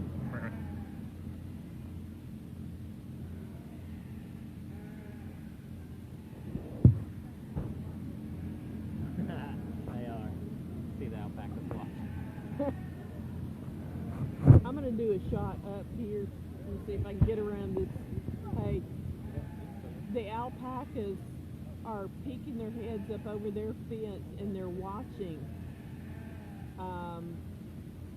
I guess they're going, hey, what's all the fuss about? Or do we have to do that too?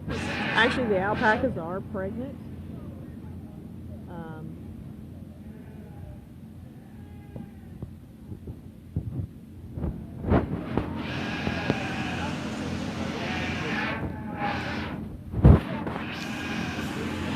I'm going to try to quit moving this thing. I know. Where is the mic on it? I don't really know. There's 3 of us over here, and we're trying to figure out where the mic is. Of course, it could be sometimes that I just stop talking. On the Android's on the end somewhere. Right. Yeah. Is this it right there? No, is that the camera? What is that? Is that the mic? No, that might be the mic, yeah. Where? But that'd be on the Right back up here on the back. Okay. I think we figured out, and sometimes I've stopped talking, which I know a lot of y'all probably wish I would.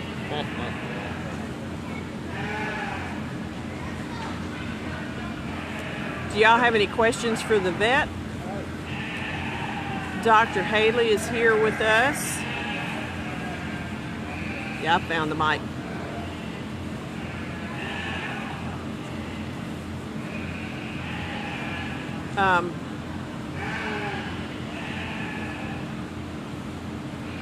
As far as how long the labor lasts, it's just like a human. Who knows?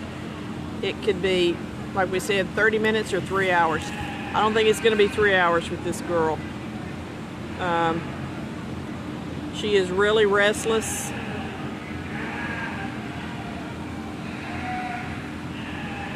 She's had a couple of good pushes here.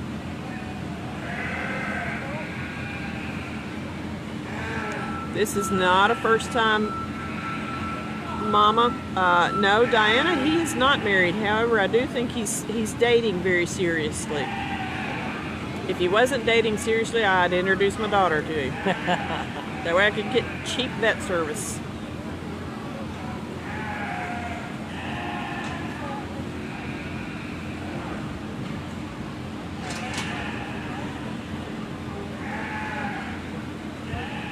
Anita, that is a good question. What I do is before they are a year old, so I will count back 5 months from then. which is 7 months, and that's when we'll turn the ram in. We hope all the animals will have their babies by Sunday. This ewe has given babies, birth to babies. This is about her 4th litter, we believe.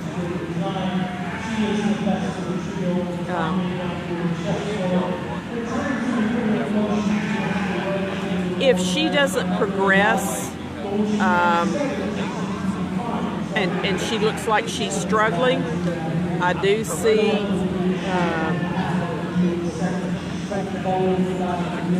like maybe she's progressing. If she starts having really active and strong, consistent contractions, and we're not seeing any movement as far as dilation, we will then go in there and check and see what's going on. A ewe is just a female. A lamb is a sheep that is less than a year old. A yearling is 1 to 2 years old, and then a full-grown sheep, of course, is over that.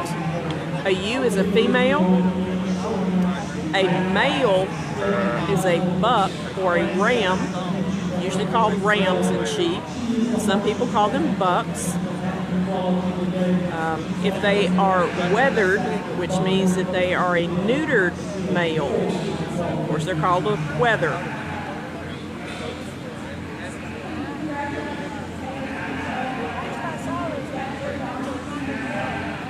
No, that bump under her back end, that's actually her udder,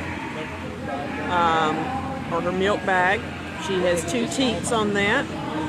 That milk bag will swell up before they deliver because they're producing milk. It's thick right now with colostrum. Sometimes we have to get in there and assist the lamb as far as learning how to milk or nurse. We jokingly call it lactation consultant. That's a real good shot there. She's carrying her tail straight out.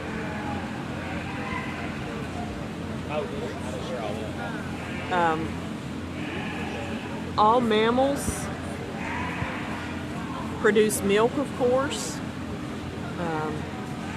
Where their mammary glands are located can vary. They have what they call a milk line, which the nipples or teats can be located anywhere along that line. That's the reason why you'll have so many teats on a pig, on humans. Of course, we have 2. Ours are farther up. Elephants are farther up, almost underneath the front legs. Goats and sheep have that back there at the back end. She's voiding again, or urinating. What she's doing that for is she's trying to get more room.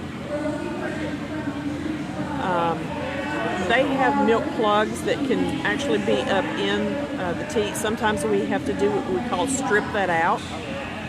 It's a waxy type plug that can get up in there, and we have to go up in there sometimes and milk that out. Yep, 91 was being very considerate mama. She was waiting on the pig to finish. She didn't want to steal any of Saucy's thunder, so she waited. She is pacing. You may be able to see, yeah, there goes a good push right there. You see that leg straighten out, and you see that lip curl, and she's pushing real good right there. We'll see if I can get over here where we can see it a little more.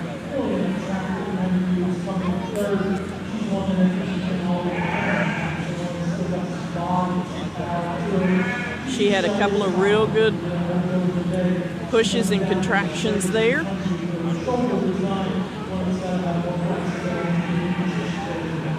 There goes another one.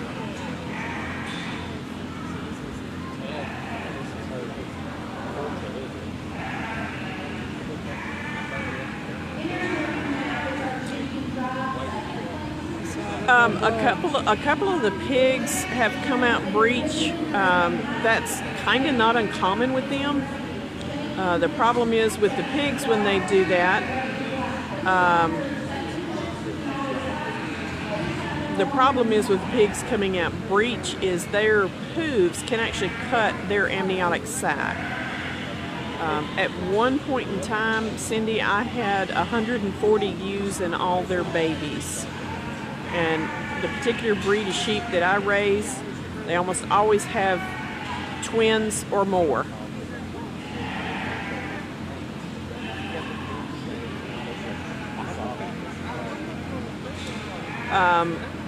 They did have a young goat that was born on Monday.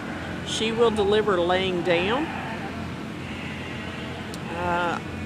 No, feed hasn't frozen. She's just sitting really still. You'll see that hay is moving.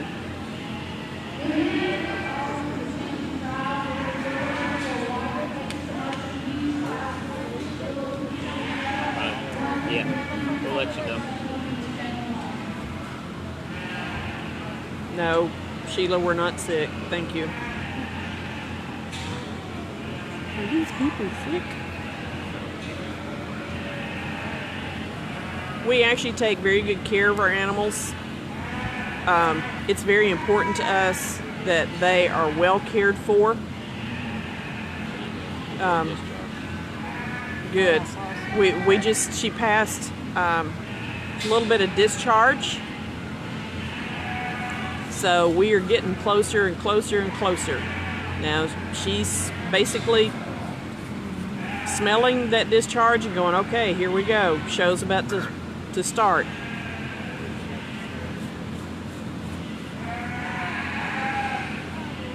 Living on a farm is wonderful. It is a lot of hard work, but I can tell you one thing, it is never dull.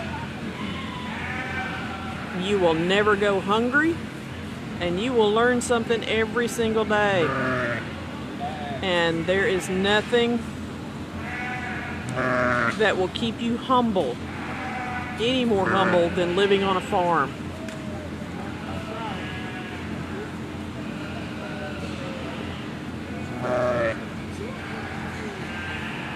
She is a great mom.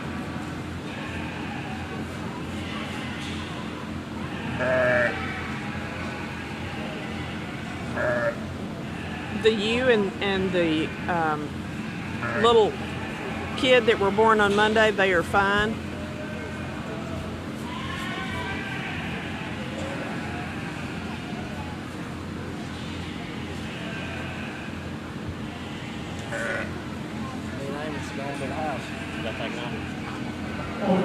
We now have Dr. Jordan Pack over here, often called Dr. Babyface. I've got Dr. Hayden with me. Josh Moses was here the other day. Everybody calls him Dr. Hottie Pants, or Mick Hottie.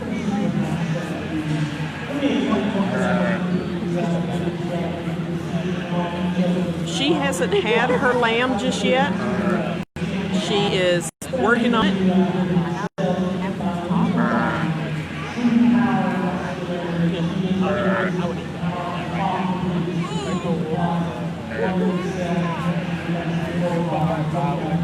Can you? I thought it said we're down to 14%. On your battery, then it's unplugged. So. Yeah, that's what I'm thinking.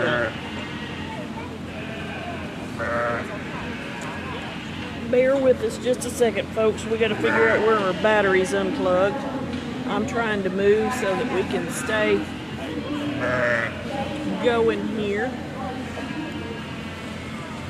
Where it's plugged in, the fan's running. So Okay. it's not in there. I know. I thought the same thing. Battery power 14%. Is that in there all the way?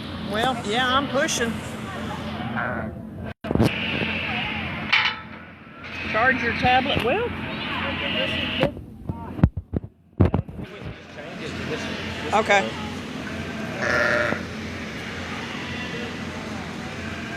Sorry, we're changing over plugs so that we don't lose you. That work? I'm going to plug it there and plug it back in. We may want to get the other. Whoa! If you fall in there, we will laugh at you. I was making sure it was getting. It's just so loose.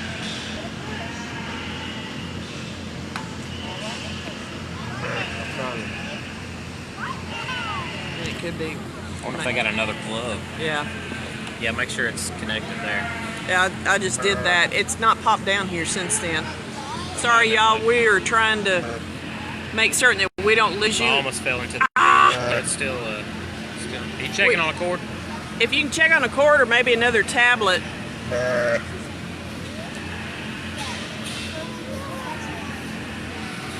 Dr. Moses is not here tonight. We have Dr. Haley and Dr. Pack.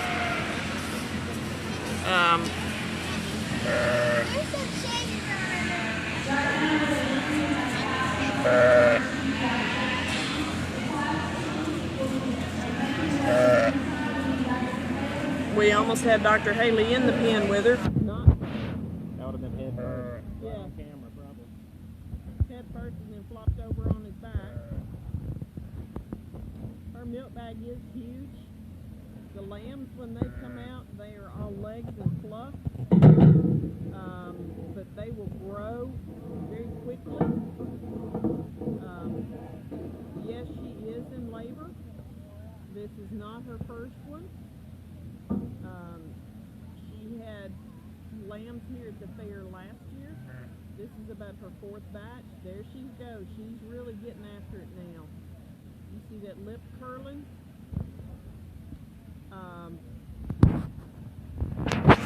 I'll get my finger off the back of it.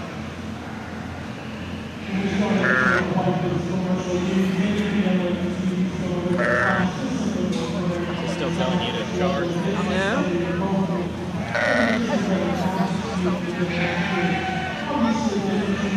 Sorry, folks.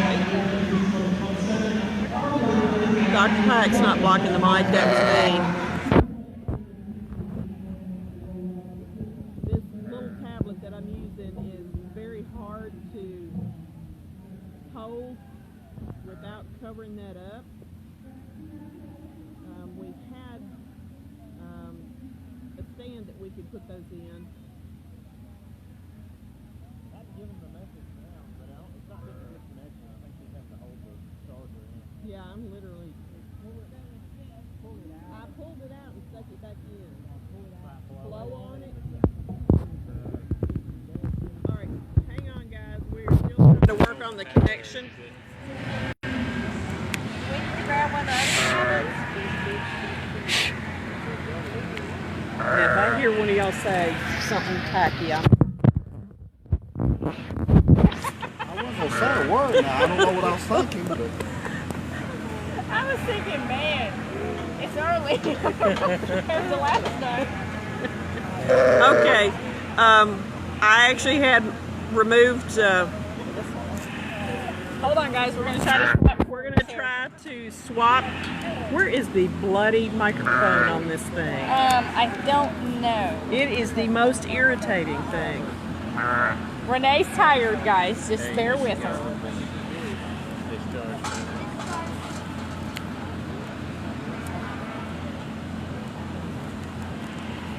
I don't think that's gonna fit. Oh, there it went. That looked like it fit better. a lot of times is it charging? I threw one phone. I can tell. Right there. 13. Yes, it is. It is charging. Battery's running low. See the little power thing in it, the lightning bolt inside the battery. Okay. It was charging. Okay. Oh, look at her. We got, while we were wiggling around and trying to change the cord connection to make certain that we didn't lose the battery, she passed a lot of discharge. We are now plugged in and hopefully going.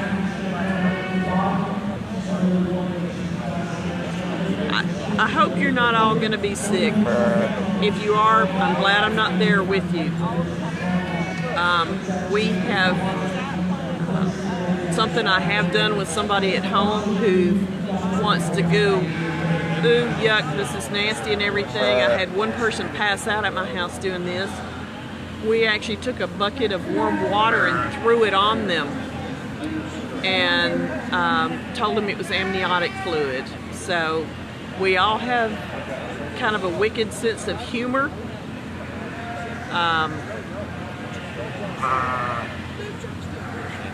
The baby is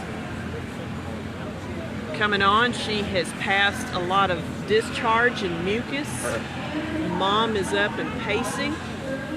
She's been urinating a lot and vacating a lot because she's got so much pressure back there from that baby. We just let them do what they have to do.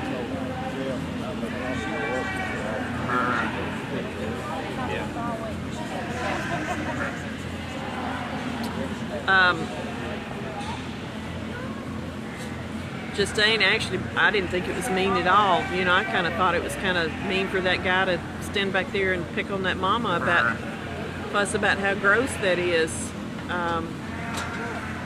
But, you know, next time I saw him and I saw his mom, we told her, his mom, what we did, and she thought it was hysterically funny. I've never delivered rabbits, but I've delivered pigs and calves and lambs and llamas. I have helped deliver puppies and kittens. She is really working at it pretty hard. She has got some drainage down there. She will deliver laying down. Dr. Haley and Dr. Pack both are standing here. They are like the rest of us. Birth is just pretty wonderful thing. It's not that she's trying to get away from us or anything as far as being close to the fence. They like to lay down a lot of times where they have support. A lot of times if I'm in the pen with them, I can set my leg up there by their front shoulder if they're laying down, and they'll push against it. Glad to see the viewer count rising. We'd like to thank everyone for tuning in. We'd like to thank our sponsors for this, the Tennessee Walking Horse Breeders and Exhibitors Association, Mid-State Ford Dealers, Mana Pro, Edwards Feeds. They've all made this possible, but without you tuning in, none of this is possible. We would ask that if you could, to help us out to build a permanent birthing barn so that we don't necessarily have to share the space with maybe having a livestock show going on in our background, or having a concert go on.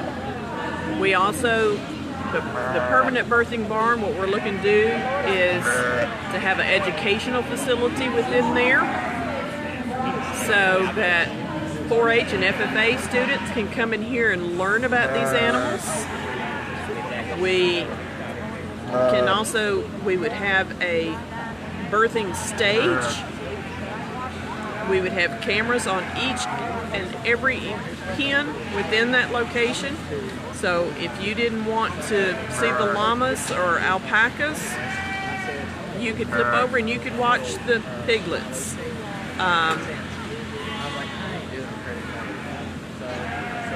Von Miller Hayes, hello. And Dawn Waters Brown.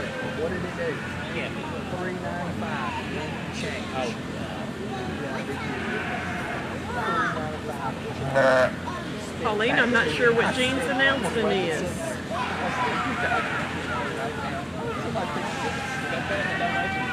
This is a Katahdin ewe. She is a sheep.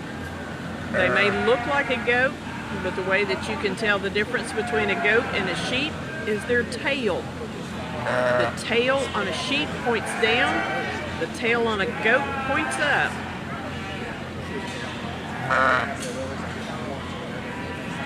Missouri, hello. We're on the same time. So far the goats and ewes have just had singles. This is a really big girl. She has always had twins or triplets.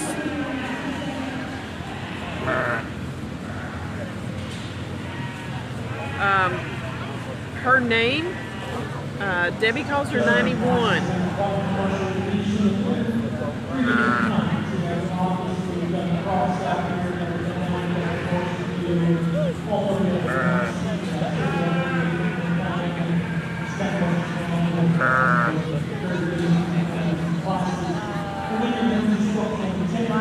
She is in very active labor. She has had a lot of discharge.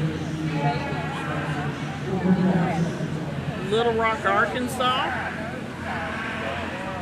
She just had a really good push. She's pushing again. You see that lip rolling back? She's pushing. You hear her calling a lot. She's calling to that baby. Yeah, Tim does call her wide load.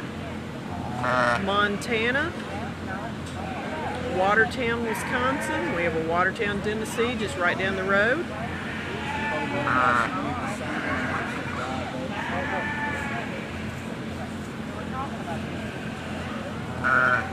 She has babies. We may name one of them Wide and the other one Load. Huntsville, Alabama.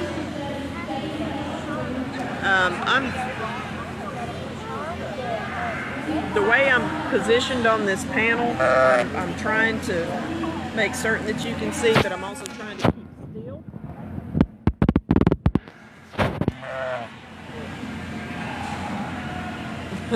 UK, I can appreciate the partner snoring.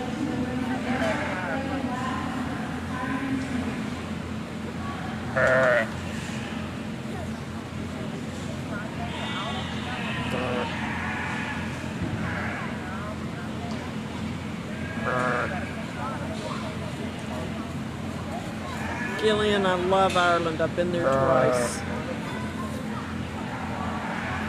Yeah. I think I just messed up the question. I think you did. There we go. Difficult Tennessee. Tracy, you've been on here a couple of times. That phlegm response, Prince Edward Island, Canada. Can't move the hay bin. The hay bin's actually wired in. I will see if I can move over just a little bit.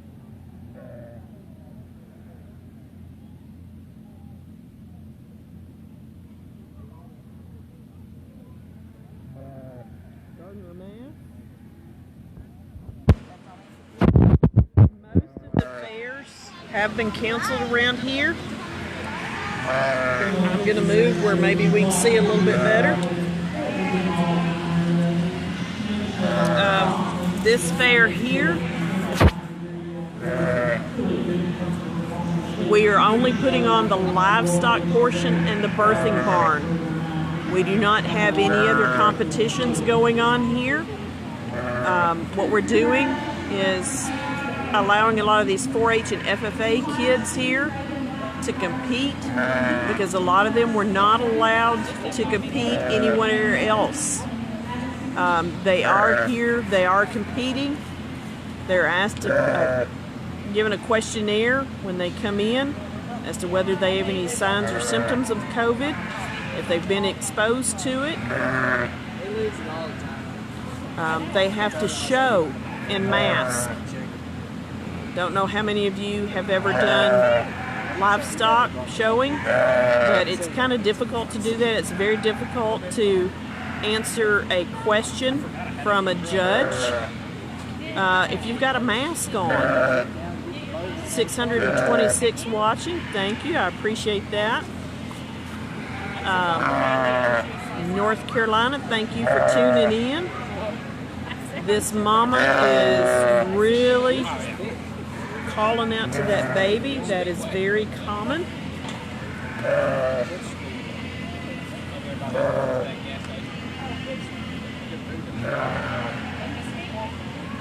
Baby's not stuck. She hasn't lost all of her mucus and everything.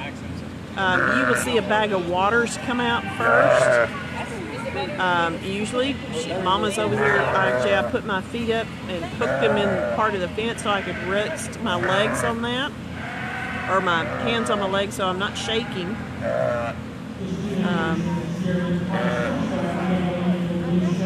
Oh wow, I loved Dublin.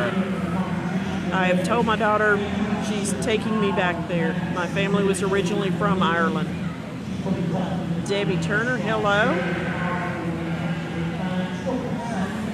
Elmira, New York. Katahdin's there in New Hampshire, so you know, no, the grunting is not pain. She actually is not in pain.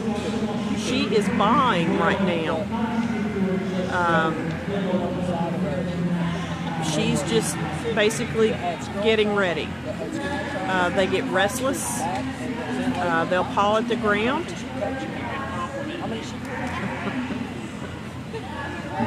You sound like me up watching YouTube when my husband starts.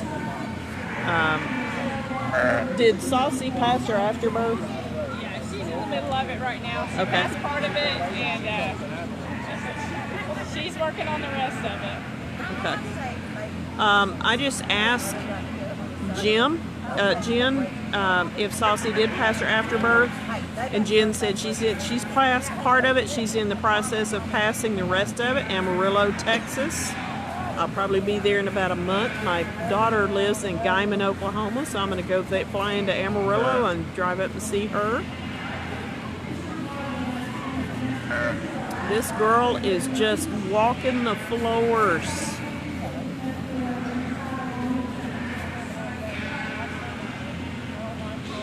Oh, great.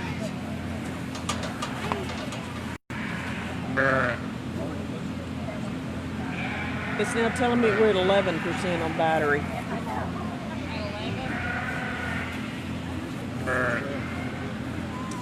Carla, thanks for telling me about her passing that.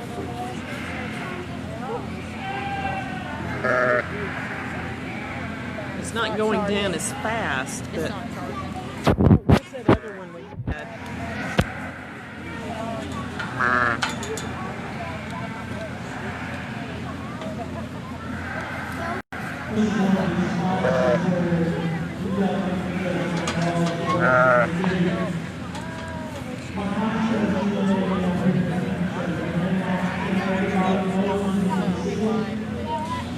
We are still trying to make certain that we can stay on this feed because this particular tablet is not wanting to charge. She is getting near a lot closer. Her contractions are a lot more steady. I know, this is going to shorten you though. That's fine, I'll figure it out. Okay, there we go. Okay, we've got it back to charging again. I apologize, we're just having to figure out, because I do not want to lose y'all.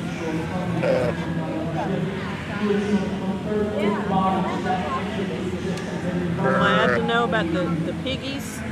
I spent a few days and nights up here rubbing those bellies.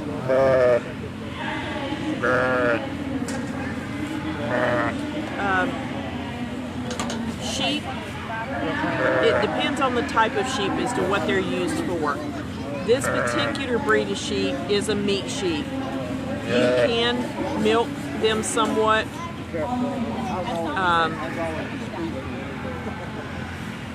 Sheep cheese is actually very good. Something that is also very good is sheep's milk ice cream.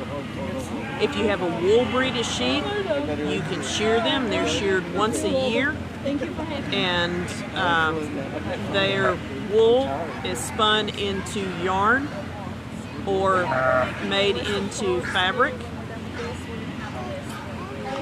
This is a hair breed of sheep, Katahdin. They're named after the tallest mountain in the Appalachian mountain chain in Katahdin, Maine.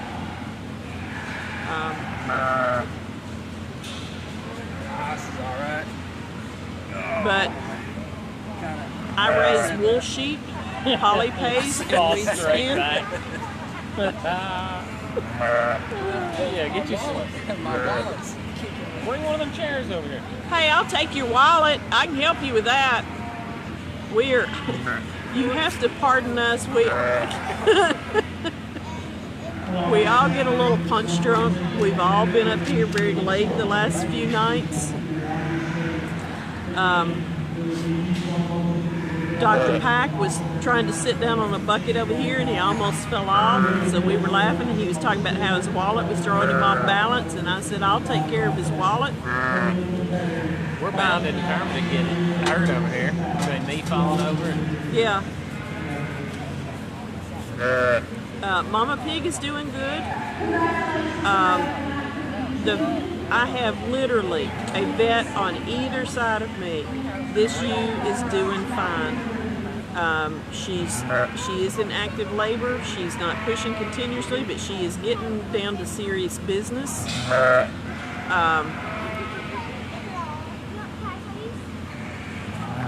She does push, and you can hear her calling a lot to them, and you can see that mucus coming out of her vulva. Okay, that mucus is going to come out just before the baby's doing stuff.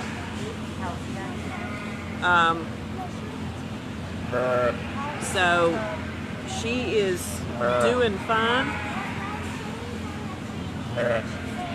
She is calling for the baby. They will. No, ma'am, they don't lose their hair. They may get it a little bit thicker in the winter to help keep them warm, and then they'll shed it off. But they're just like a short-haired breed of dog, and it really feels about the same way.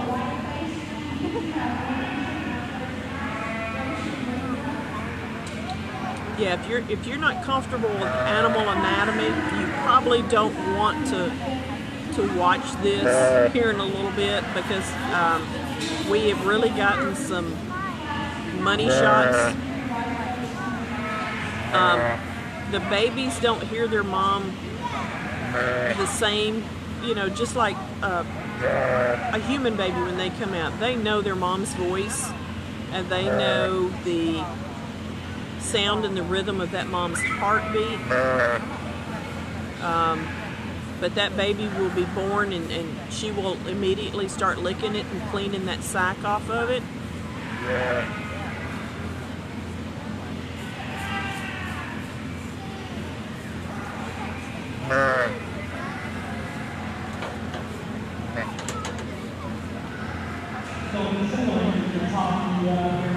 The lamb should come out. There's that fleeing maneuver, them rolling that lip, pushing. Yeah, I see her pushing really good there.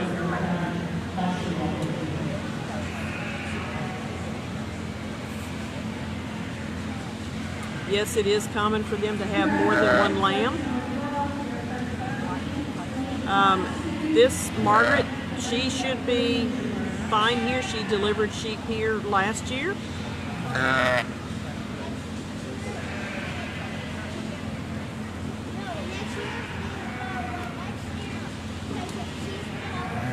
They're asking me, is a sheep's stomach like a goat's stomach, where the food is on the left side and the babies are on the right?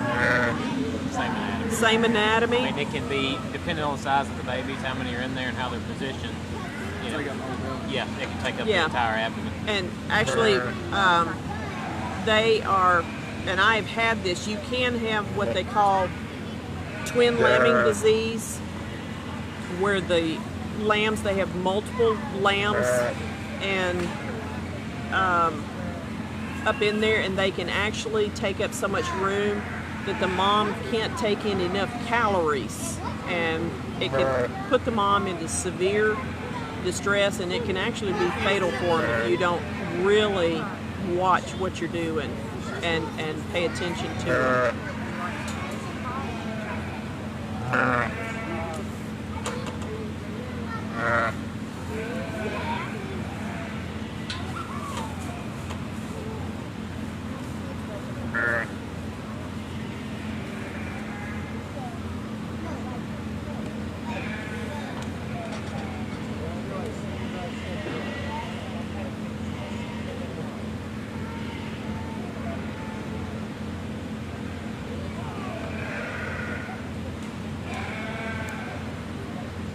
This ewe, honestly, is not paying any attention to us. She is taking care of her own business.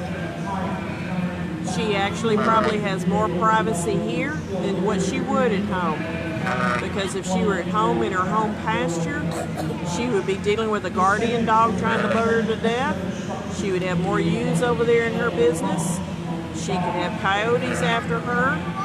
During the day, there are buzzards that try to eat them. So she's doing just fine.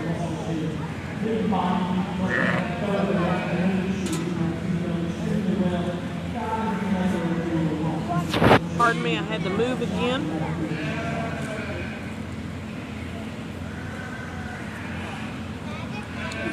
Also the fact that this ewe is delivering, and like I said, I've got a vet on either side of me.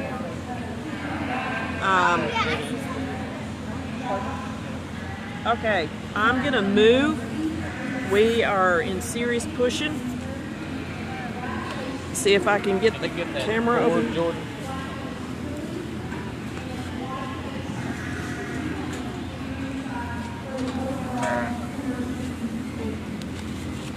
Oh, dang it.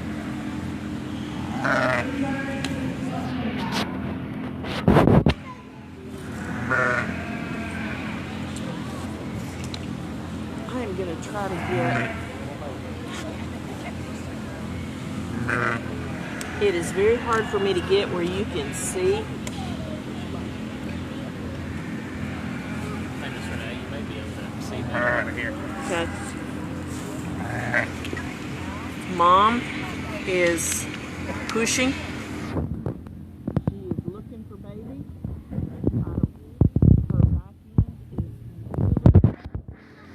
pooched out. And of course she goes over there and parks right in front of Dee Dee.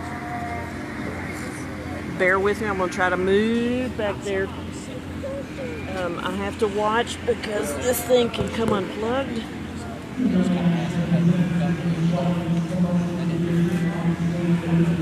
Right.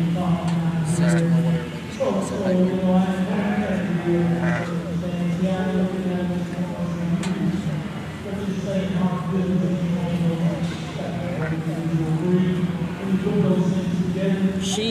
Her bag of waters is real close to coming out.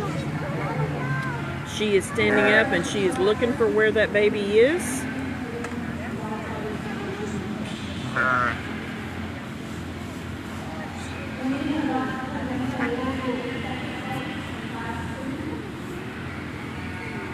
Debbie is standing right over there at that corner. And so the ewe is kind of wanting to go back over there by her.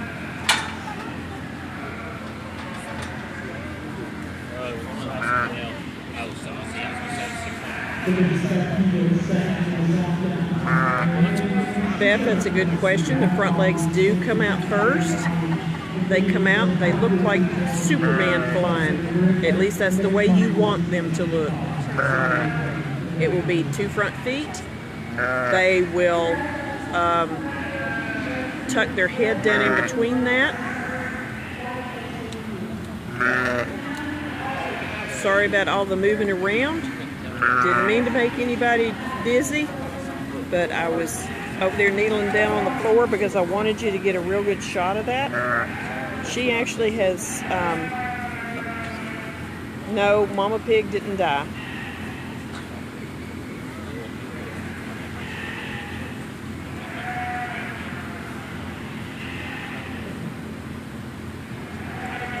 She's pushing really hard. They walk back and forth. They're pacing. The baby piglet that passed away was one that we had to pull last night, that the vet actually had to go in and pull. It was under a lot of stress. Like I said, we had the vets here with us the entire time.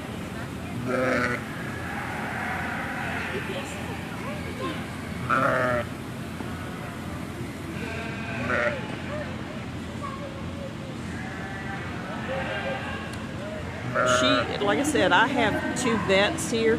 If there's a problem, they're going to get in there with her and they will make certain that everything goes okay. This is not her first. She is actually had 3 or 4.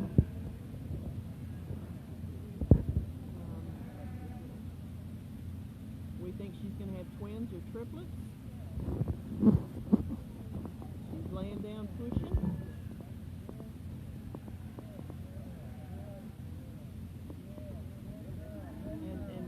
Pacing is perfectly normal. There we go. We got a lamb coming out. Number 11 wasn't stillborn.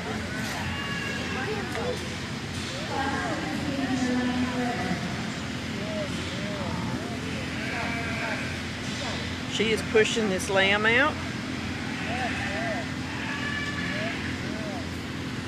What you up, D?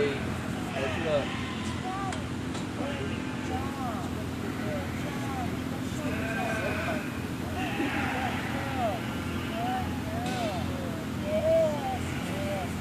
There she goes. There she goes. She is pushing that baby out.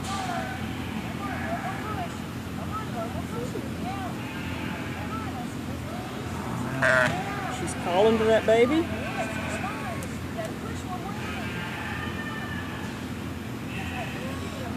Dee is over there coaching her, telling her what to do.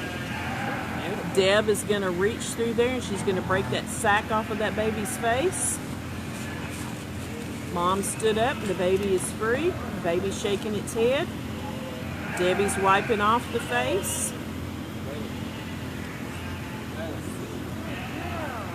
That is absolutely all perfectly normal behavior. Mama's licking it.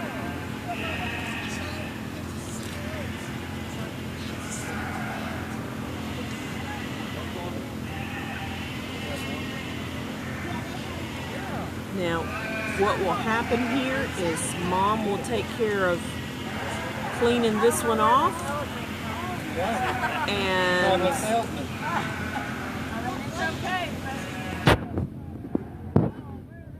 she will, I got quiet there for a while. I don't think my hand was on the mic. Mom will clean at this one, and if you notice she's licking at that back end, and they'll lick kind of underneath that tail. Little girl. So, baby's trying to hold its head up, going, what in the world just happened?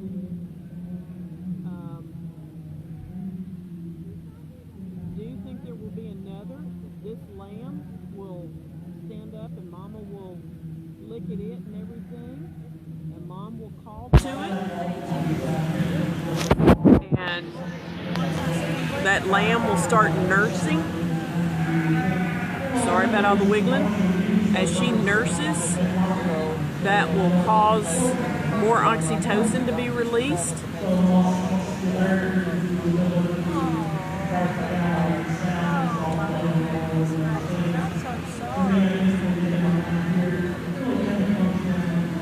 Debbie said she didn't know where the color from this little ewe came from.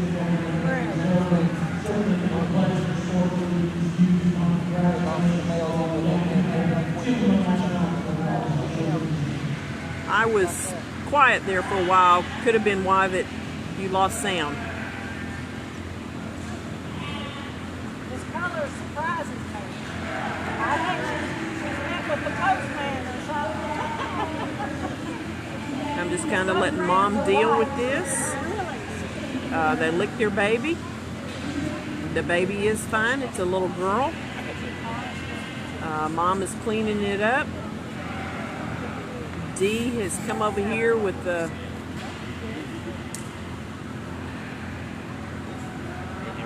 some towels. I don't know about your hips, but my hips are hurt. We think that they're at least twins. There may be triplets. I think it's because I don't say anything at times, because the rest of the time I'm running my mouth the whole time. So you think it's just when you pause? Yeah. Mom is cleaning her up, and if you notice, Mom was digging at the ground there, and what Mom is doing there is she's trying to encourage that lamb to get up. They'll paw at them, and you may even see the mom actually paw at that baby. She will try to, and it may look a little bit rough, but what they're doing,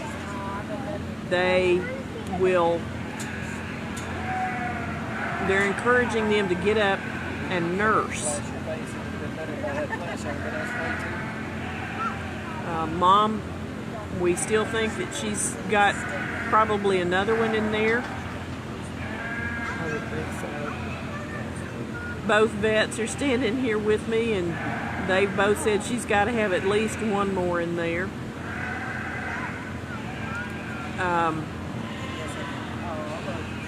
After that, she will lose her afterbirth.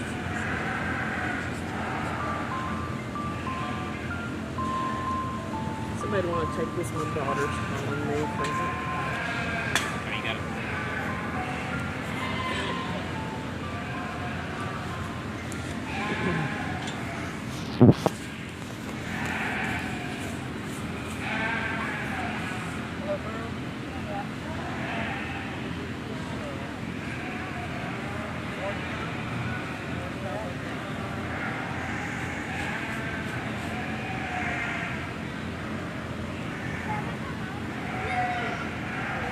I believe we're YouTube streaming this one right now, and I believe the YouTube streaming is still on Saucy over there, I believe. Do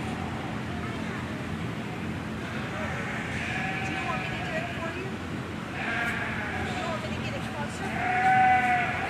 I'll let you take one.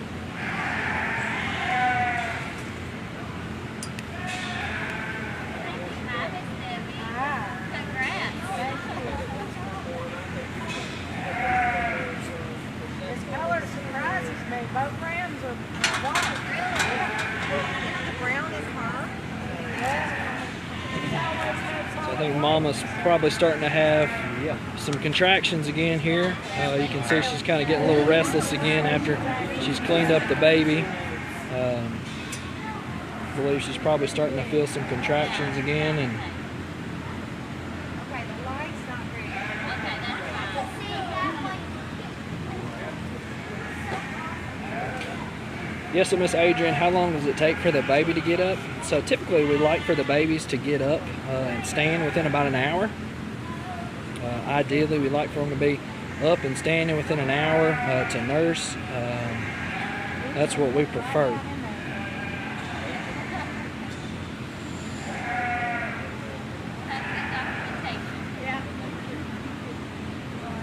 She's doing a good job cleaning her. Yeah, Mama's doing a really good job of cleaning this baby up.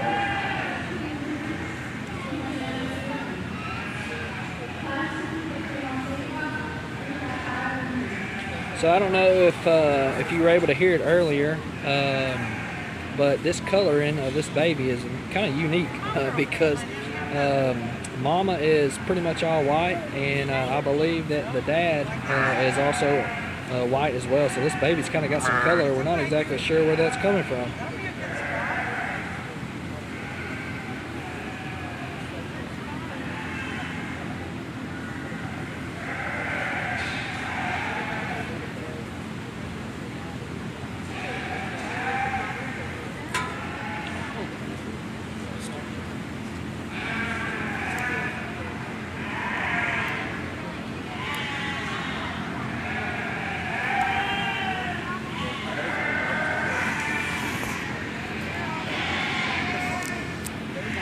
Can most people hear us pretty well? I know there's some people saying there's no sound. Are most people able to hear us?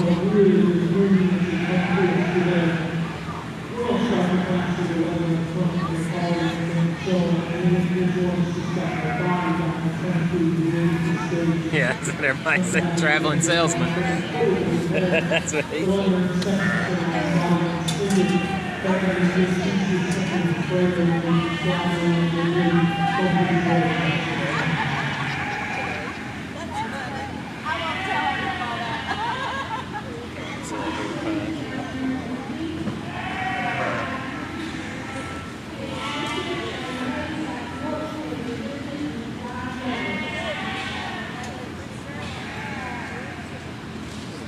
It's like the other animals are saying congratulations.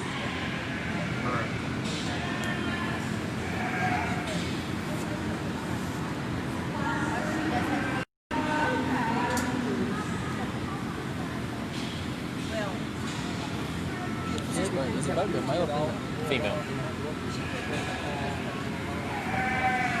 So I don't know if we said on here, but this little baby is a little ewe lamb.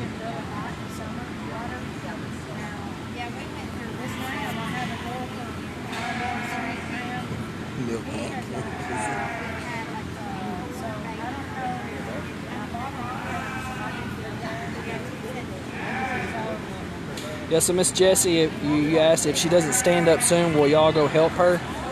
No, so I'm actually not too concerned about her standing up right now. So she's been out for, I'd say, maybe 10 minutes now. So she's still got plenty of time. I'm not too concerned about her getting up just yet. So like I said, we like for them to kind of try to be up and standing within about an hour.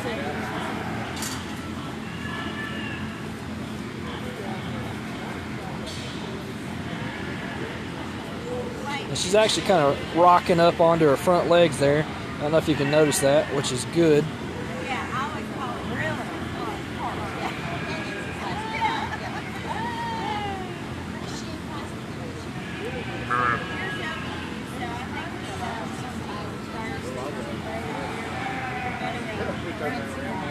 Yeah, so I think I feel pretty confident saying she's got at least one more.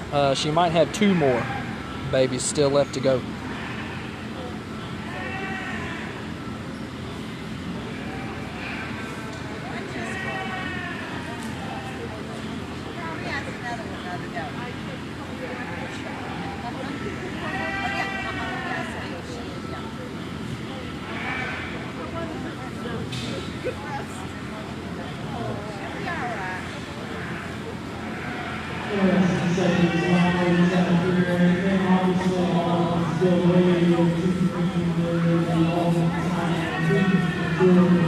Yeah, so Miss Amy, you asked, can she feed three? That's a very good question, okay? And that's a good question because she's only got 2 teats, okay? So as far as feeding three, if you have 3 babies, it is more difficult. So you have to have, the mom has to have enough milk production for that. And certainly you have to be able to, the babies have got to be able to get in there. So it's tougher to feed 3. Sometimes you may have one get pushed out, and you may have one that doesn't get enough. You may have to kind of supplement that one until they get strong enough to where they can get in there and fight with the other 2, or you may even have to bottle feed one sometimes.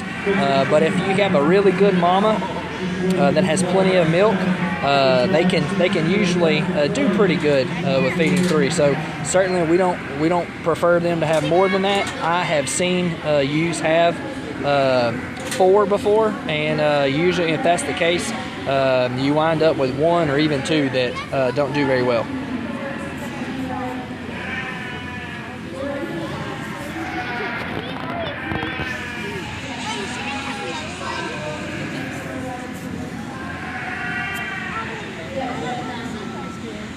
Other comments go by.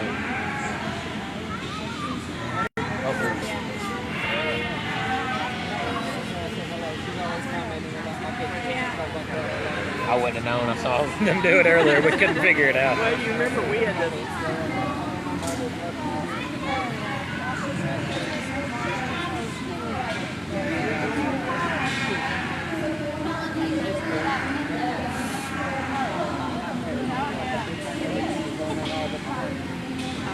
I think what they're seeing is Yeah. buying to them, like just right there.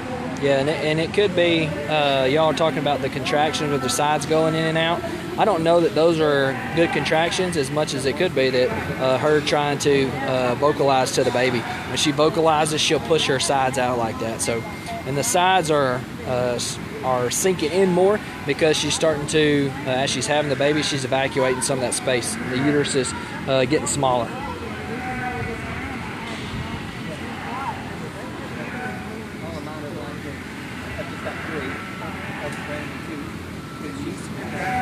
Now she's contracting.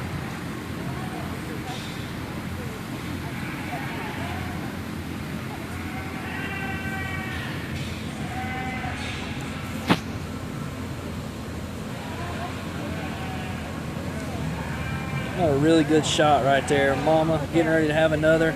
Still taking care of that first baby. What a really good shot.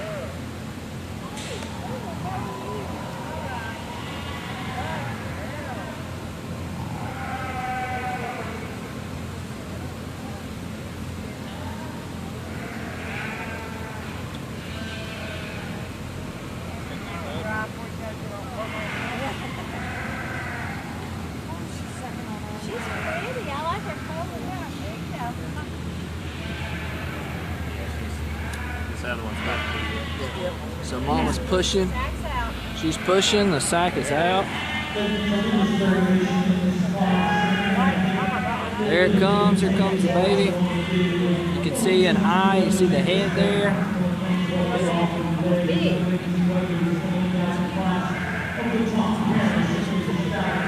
She's pushing good. She's pushing good. We're making progress.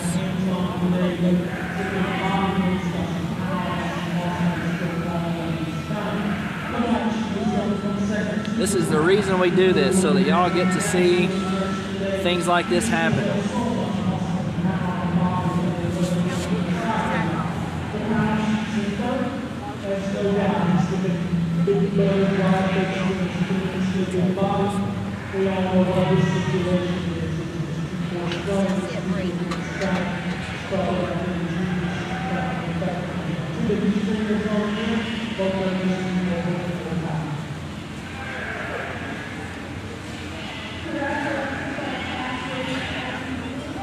You want me to grab it?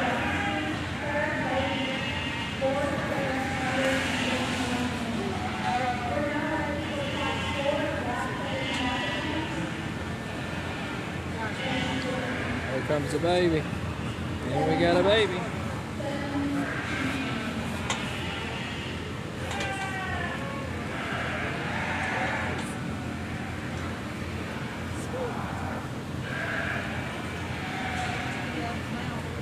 Mama's starting to clean on this baby here.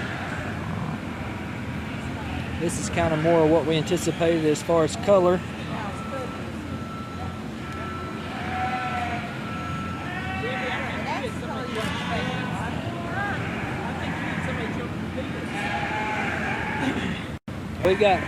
We got multiple people who are betting on the milkman on here. So if they're betting on the milkman in Shop Springs, they're betting on the Turners.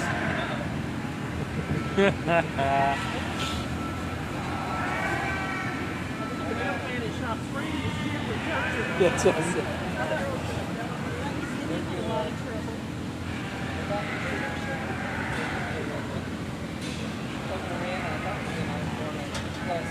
Hey, what was it? Is this a male or female? See if you can pull that tail up. We're going to see if this is a male or a female.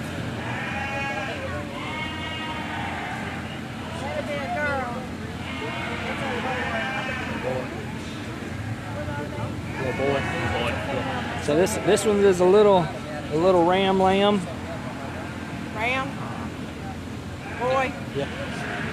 So we got a little ram lamb here, and then the first one is a little ewe lamb.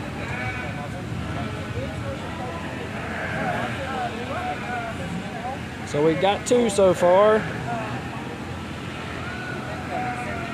We'll see if we wind up having three. We may not.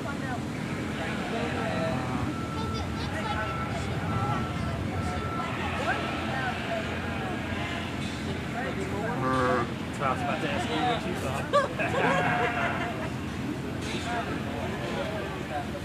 Just suck on her face just a little more, please. So Mama here is doing a great job. She's doing a great job cleaning on these babies. You can see she's bouncing back and forth between them. Debbie, how big is she naturally? Do you think she's got another? How big is she naturally? She's had triplets before. She's normally not that big.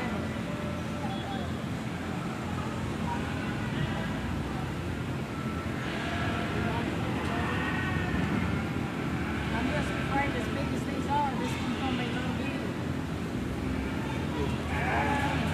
I got some Mount Juliet Christian kids that'll bottle feed it for you. She's raised triplets on her own, so I don't, that's the So Mama's done really good. two so far. Are you leaving? Thank you for your help today. Are you here tomorrow?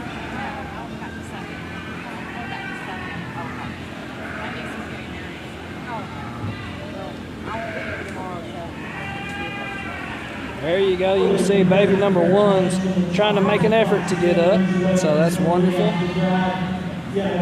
She'll get them legs underneath her here soon enough. She'll be up standing soon. You even see baby number two, little ram lamb. He's already trying to put up a little fight, trying to get up.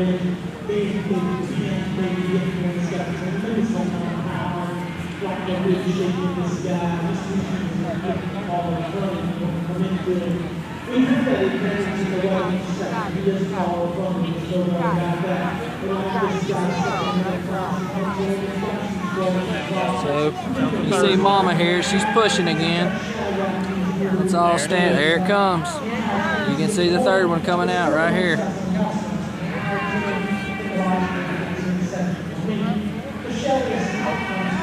Yeah, hope not.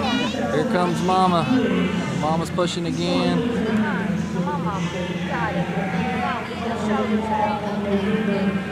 Still cleaning. She's pushing good. She's pushing good.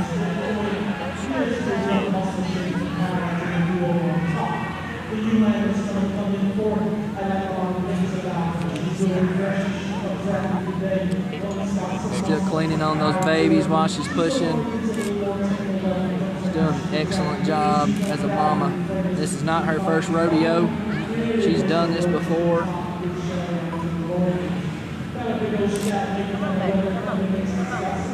She's pushing and she's pushing. We're fixing to have us another baby. Yeah, so this one, It looks backwards or Grab it. or it's small. I believe this one's actually Backwards. Yep. Backwards. Yeah. So this one actually come out backwards. So we came feet first. That's not what they usually come out. They usually come out with the head first and their front feet, like they're diving. They can come out with the rear legs first sometimes too. Imagine it was a little crowded in there. They didn't know how to turn around. Yeah. Yeah, it's alive. That sack didn't rupture until right then, so it was good. I feel it crackling. Let's drink some water.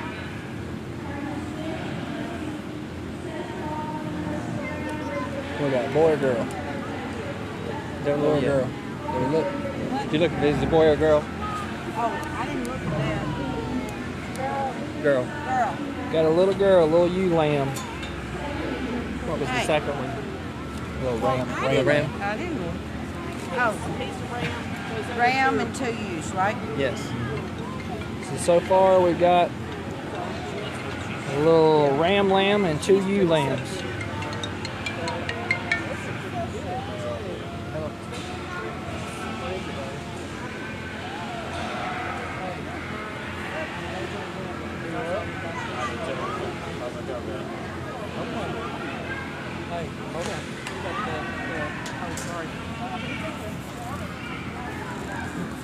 Hey y'all, Dr. Pike had to take a call. Debbie is over here working with our latest edition. This little ewe decided she wanted to come into the world back feet first, but that was all okay. We're getting her dried off real good and trying to make certain that we get all the fluid out of her nose and mouth and She's a good mama. lungs. And this mama is, as Dr. Haley has just said, she's really good. She's really attentive to these babies. She's seeing after them. This is lamb number 2. That's a little ram lamb.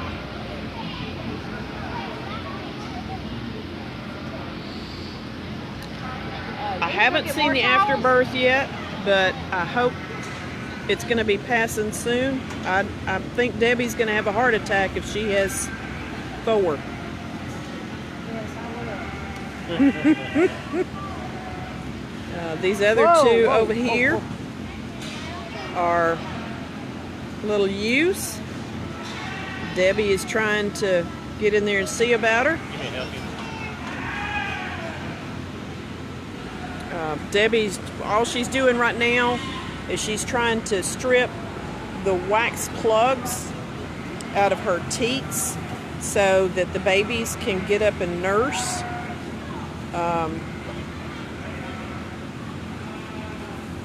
4 are possible. Have actually had as many as 5, and there are certain breeds of sheep, Romanoff sheep can have up to 7. Now they can't feed that many. You better have your bottles ready. But they can certainly have that many. Yeah. I've had what do you call them? I've had 5 before, and Mama raised them all. I mean, we kind of supplement them, but Yeah.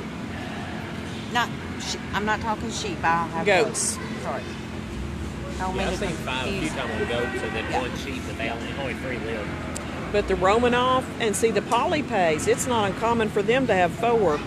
Especially if somebody has really done the hard flushing. Right. She's getting up there looking like that. She looked up here like, oh, what's she got?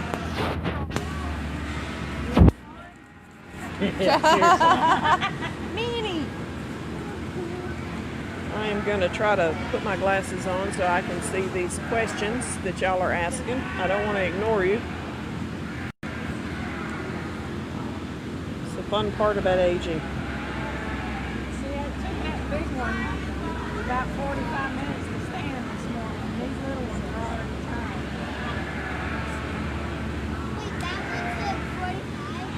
In a way, she does still look big, but in another way too, we are certainly hoping that she doesn't. Little ones are more scratchy. Hard flushing is where you can kind of trick the ewe's body into releasing more eggs. What they do is they'll hold the ewe off of grain and so forth, and they just let them go out and graze. And then about 2 or 3 weeks before they put the ram in, they'll turn them in either on really lush grazing, or they'll start feeding them a lot of grain. And what it does is it tricks that ewe's body into saying, oh, okay, well, I can handle more than 1 baby because I've got plenty of food.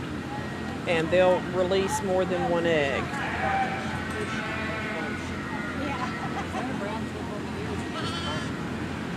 One of the babies just called a mom. And that one's got a brown spot on the back of its neck. Well, that one with the brown spot, I mean, if you look at mom, she's got a brown spot, so. We are kind of laughing about how the fact that the first one is really pretty colored up. Oh, she just looked at her back in and When they start nursing, What's she doing calling here? in, she's just calling to them. a bunch of empty space. If you notice the triangle there in her side, what that is that's where lambs used to be. Are we sure there's not another one? No, we're not sure that there's not another one in there. Look at the one eating shavings over there.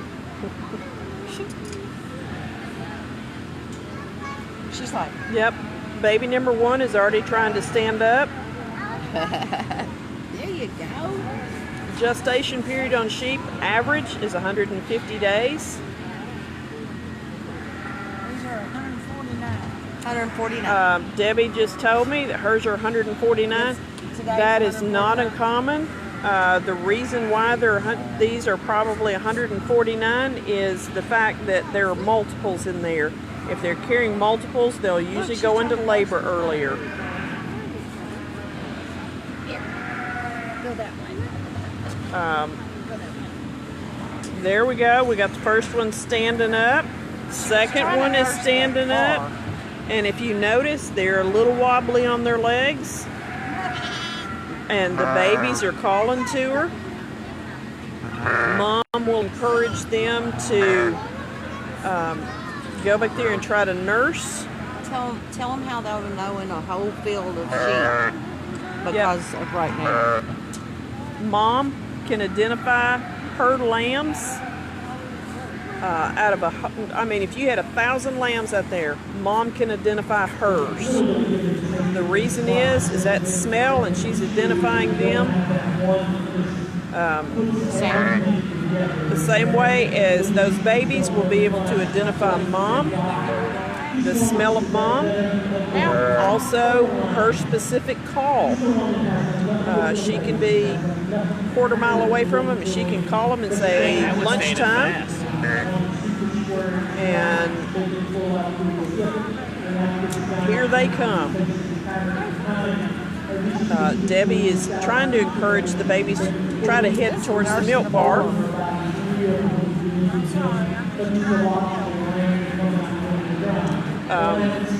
Sometimes we will treat their umbilical cords.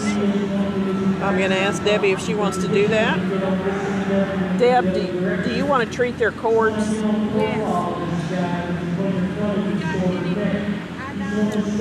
They've got blue lotion up there.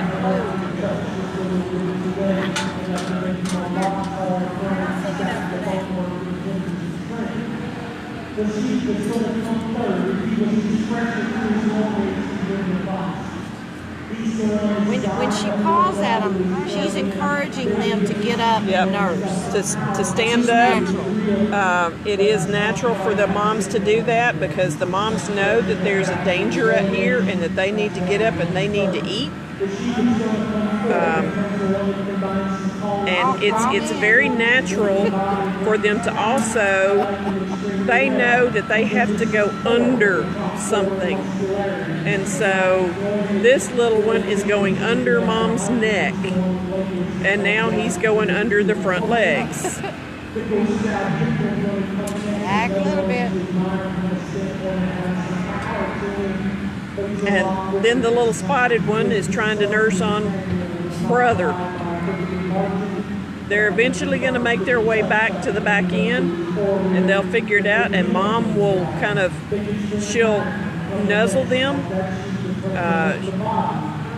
She will smell them at their bottom end, and she will lick them, and that encourages them to want to nurse. And I think we've got one who's back there getting real close to the milk bar. She, whatever, is poking the bag, but didn't get to the nipple. We are waiting for the afterbirth or another baby.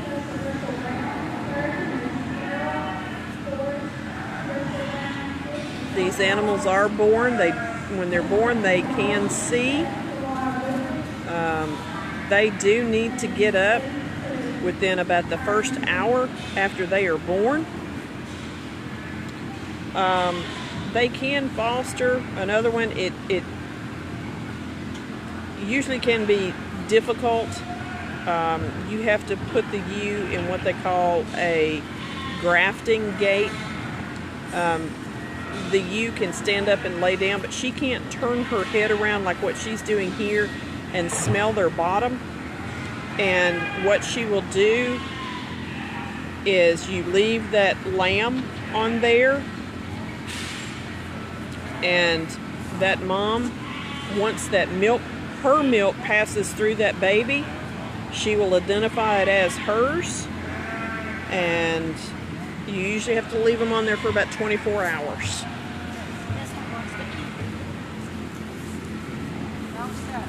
Gonna see if we can move around here to the other side.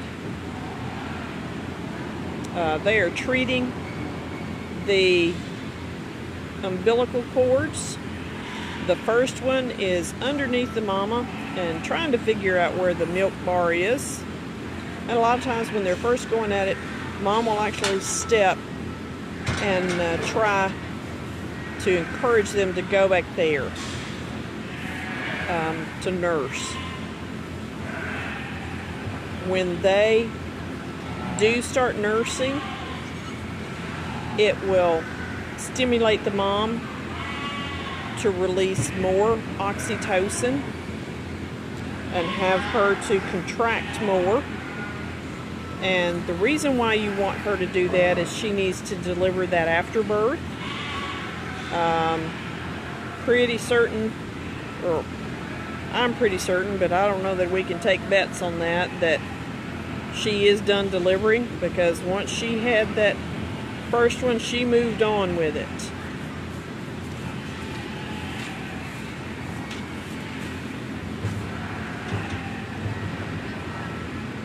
Come on, head on out. Good deal. I appreciate it. Absolutely. Dr. Haney. You're welcome. I'm glad it all went smooth. Has been here with us the last few nights. He's provided a lot of his experience and expertise, and we really appreciate it. Yous only have 2 teats. However, Y'all holler if you need anything. thank you, Thank you. appreciate it. However, this ewe has raised all 3 before. And what they do is they figure out who needs to eat.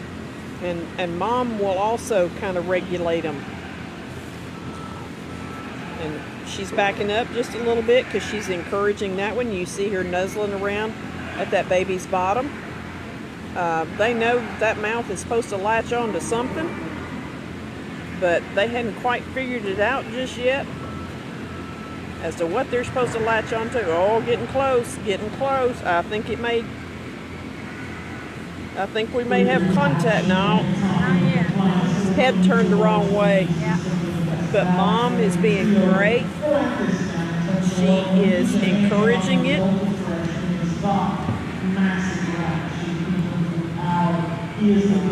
Sometimes, as shepherds, we have to get in there with them, and we have to help them. The babies instinctively know that they are supposed to go under something. And sometimes we can kind of help fool them with that. We can actually put our hand over the top of their head and guide them in under. And help get them a little closer, and sometimes I can tickle them a little bit underneath their tail on their back end. And that's just like what mama is doing right there. If you tickle them at that back end, it feels just like mama.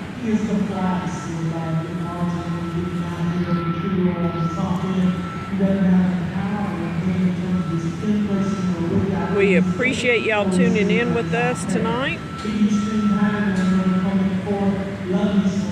We would love to have birthing barn to be built here on the grounds of the James E. Ward Ag Center in Wilson County, Tennessee. We would like to be able to have this year round. The barn, if we had our own specific barn, we would have separate stalls for each of these animals. We would have viewing areas, basically with and a birthing stage where there would be cameras on that. They would not have to share the barns with shows going on, be it livestock shows or music concerts or anything like that. We do these live feeds year round. We've been at the Powell Sheep Farm.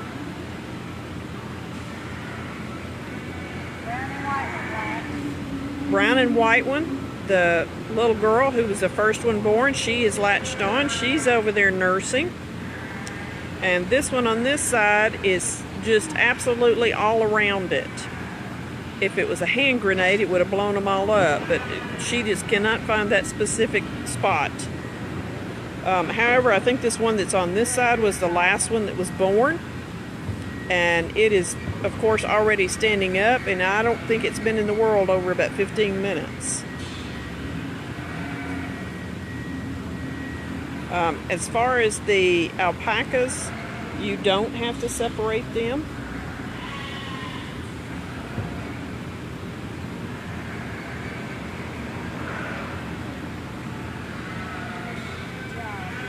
Yep, we do have Emma the cow still to go.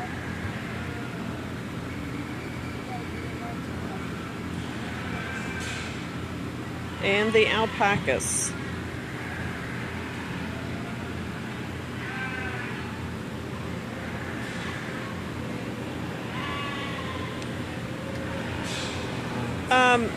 No, they're not specifically twins. This actually was a group of triplets.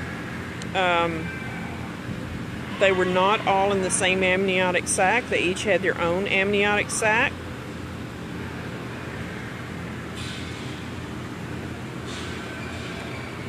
I don't think she has another one in there. I think she still just got to deliver her afterbirth. I think if she had another one in there, she would have already delivered it by now. Lights on this side. The brown and white one has, but the other one. I think this one isn't that the last one born? Yeah, this one. Yeah.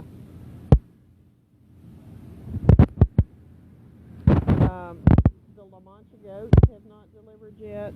There's a Kiko goat up here that's due to deliver. I breathed right through a minute ago. I didn't realize it was triple. Oh yeah. It was just a twin.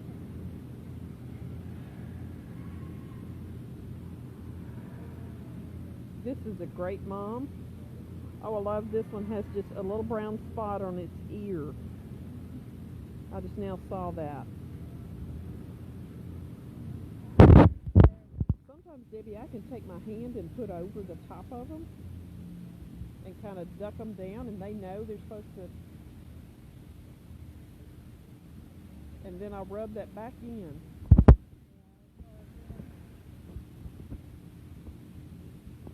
This is, sound wasn't out, I wasn't talking. I know that y'all are amazed by that.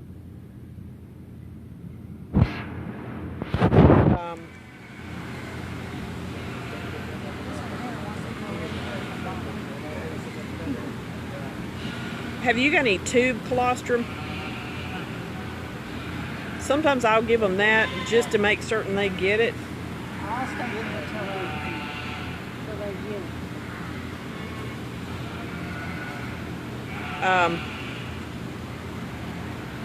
it. I don't have my finger over the mic. Sometimes I stop talking.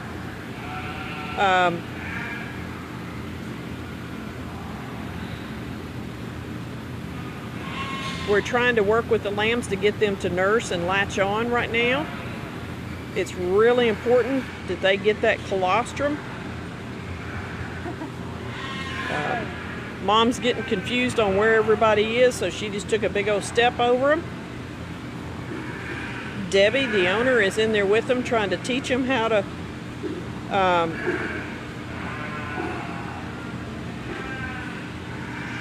nurse.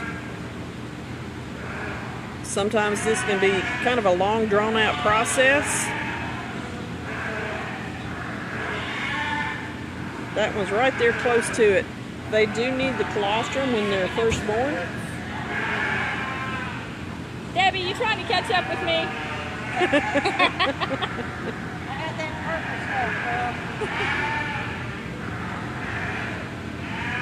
purpose, The colostrum passes along the immunity of the mother onto those babies. Sometimes I'll have a little tube of paste colostrum here, so if you've got one, especially when you've got a group of them like this, I don't do it. Now that one got it. That one got it. Okay, we've had 2 of the lambs to latch on now and to start getting some milk. And this one is really going after it, like a chocolate shake at Sonic. And when you see that little tail wiggling, like what it is right now, that's what my husband calls the pump. When you see that pump going and they're back there on that udder, they're going after it. And that was the little lamb that was born last. That's a little girl. And she is doing good. Jen is not home in bed yet. I think we're all going to run her out of here in just a little bit.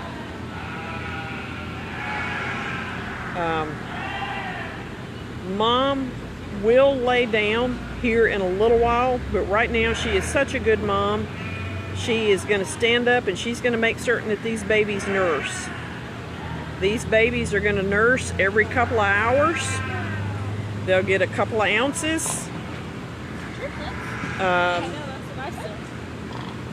The little ram lamb is on the other side trying to figure out how to nurse.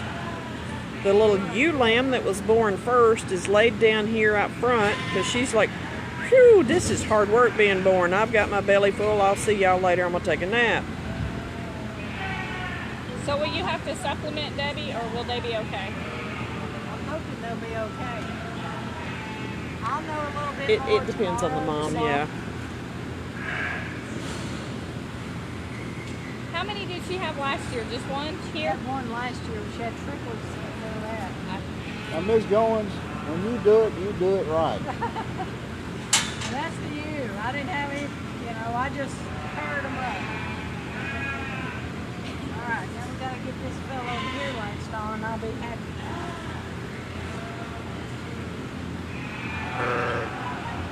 Yeah, Jen, for the most part, does not need to be rocked to sleep. I would say when she hits that bed, she is gone. I'm halfway there. You can, I believe, sometimes go back in the either YouTube or Facebook and it will show it. We do have that on there. All three of these being born. Yes, she did make up for last year. The year before that she had triplets, and then last year she had a single. I think the one maybe on the other side, I don't know if it is latched on yet or not. That tail was going awful hard. And tremendous lines in this class. He goes way, way deep with this guy. Without a doubt, all the heat's done in this one class from what we've seen. Mom will pass her afterbirth. Really nice sheep. I wouldn't argue is the which is the ones we prefer. Young man's Weather's going to come out and lead the class. At times he doesn't look just right. Debbie will keep the two girls, the two ewe lambs, and she will probably weather the little male. She'll neuter it.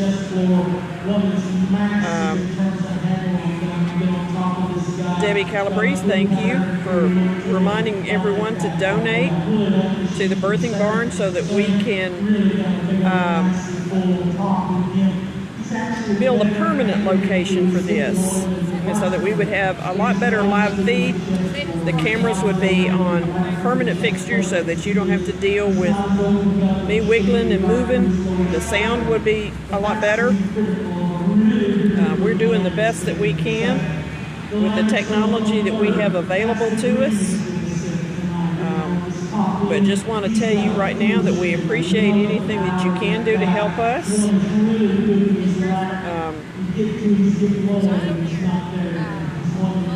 These lambs, if you stop and think about it, if they're out in the wild, because they are a prey animal, they have to get up and get walking and nursing very quickly. Tomorrow when you see them, they will be running and jumping and bucking around in here.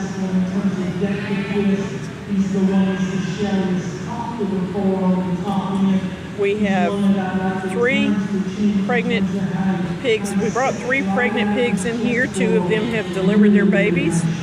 Gabby is still yet to go. The 2 that have delivered were born here at the fair last year. They are Snazzy's baby. Pardon me, not Snazzy. Sassy's baby. It is Snazzy that delivered last night and Saucy delivered tonight.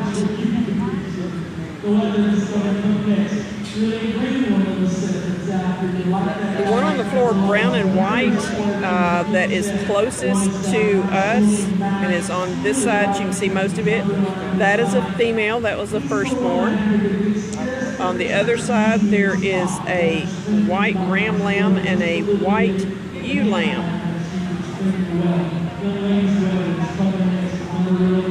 I think Gabby just came along to the fair for the ride. They were all turned in with the same boar at the same time. Mom is doing a great job. That ewe lamb is really going to town on that udder. She's getting lots of colostrum. Mom is encouraging her by licking underneath that tail. And you see that little tail going?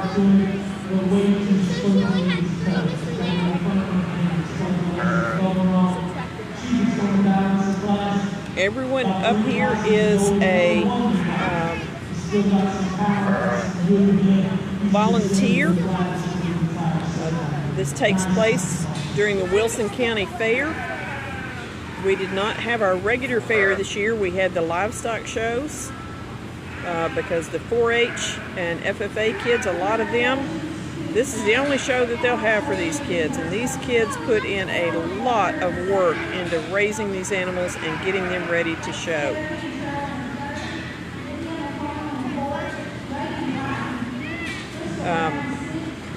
Your Labradoodle, when these are dry, will feel about the same, these little babies. Now their hair will become a little straighter as they get a little bit older. These lambs, when they figure out what these long legs are for, they will be running and jumping around here and having a blast. It's got the last one latched on. Good deal. Debbie just said that she has gotten the last lamb to latch on. It's very important that they get that colostrum. Passes mom's immunity on to them. Helps provide that good flora and fauna for their intestinal system. I mean, basically it's along the lines of a probiotic for them. But the other thing is they have to get that colostrum. They have to get it in the first 24 to 36 hours. If they don't get that, you're asking for some problems along there. They can have some problem. This is a hair sheep. She is a Katahdin. Generally, some people don't dock the tails on Katahdins. That's fine. You do need to dock the tail on a wool breeder sheep. This mom is not docked. This mom is a hair sheep.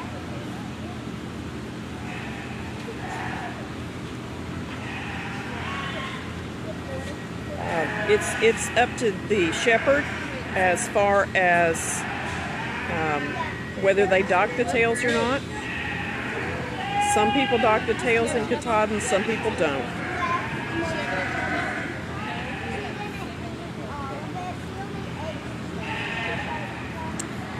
Janet, yes, she does have her hooves full.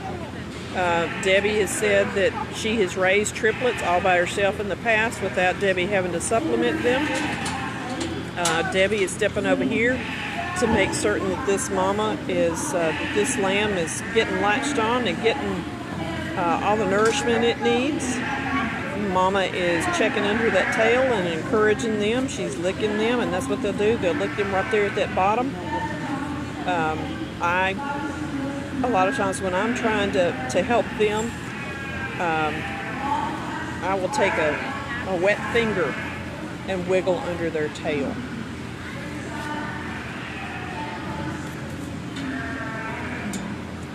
Jenny Powell has joined us.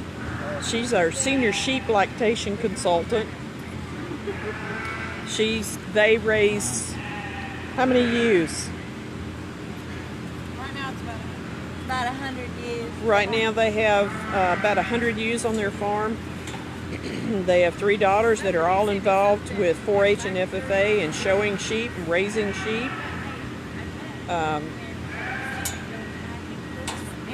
docking the tail on a wool breeded sheep is pretty important, especially here in the South, because what can happen is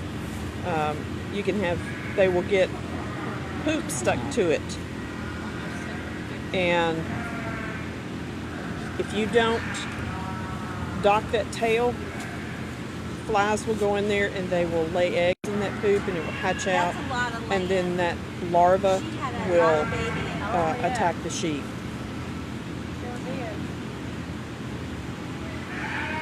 And it's a condition called fly strike, and it's really bad for the sheep. What are you doing? It's no different than what some people do to, say, specific dog's breeds of tails. Good. I need to get this one here doing 4-H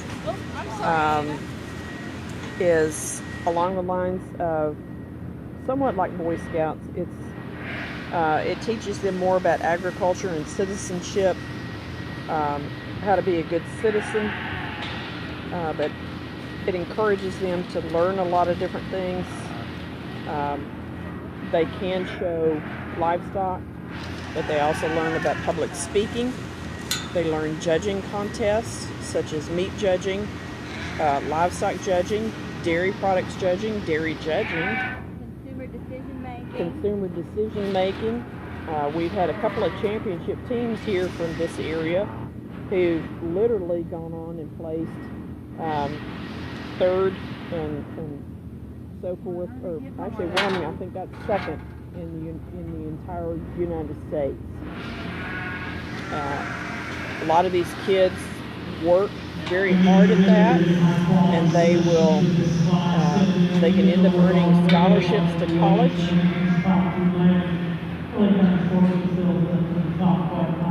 I believe that she is done delivering. She just needs to pass her afterbirth.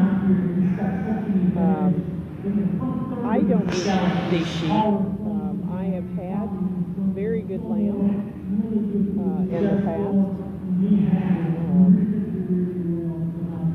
Lamb kebabs is probably one of my favorite things.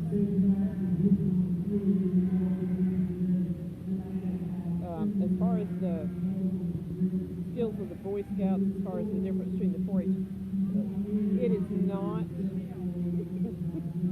It's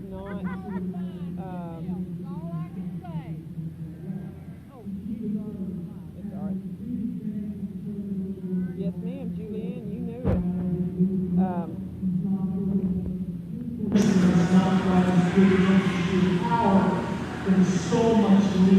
4-H is open to both boys and girls.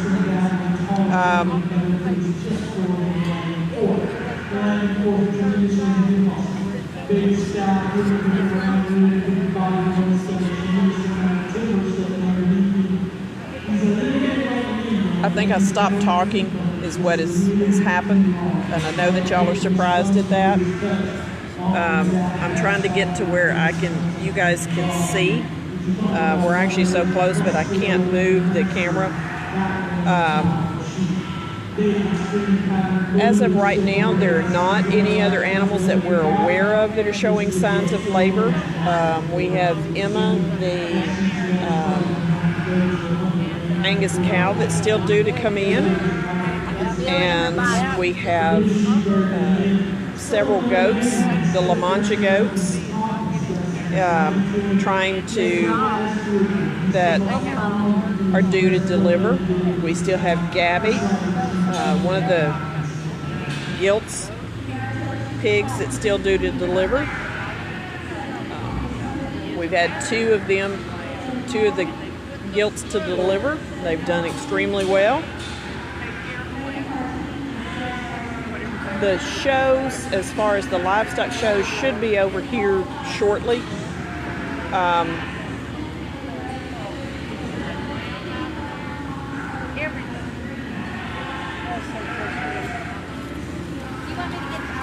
Mom is doing a great job. They both, all three of them, are standing up really good right now.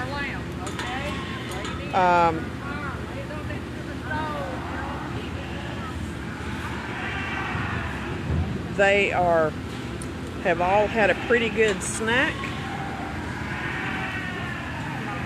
I will move again so that they can work. Jen is working from outside the pen. The reason why she does that is that mom is not used to her. And it's not that it's a safety issue for Jen, Jenny Powell. It's just the fact of it would be more stress on the mom if someone else is in the pen with her that she is not used to. Health, heart, head. Oh gosh. If you hadn't asked me the 4-H creed, I could have told you.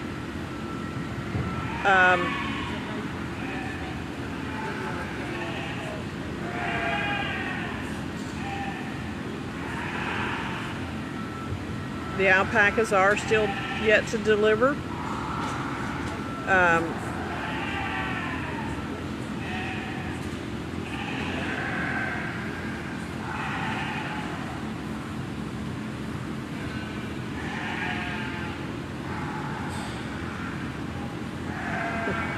Yeah, I've been up here the last 3 nights till after 12 midnight, and I get up at basically 4:45 every morning. So yeah, we get a little goofy, and sometimes I couldn't tell you where my feet are if I even have on shoes.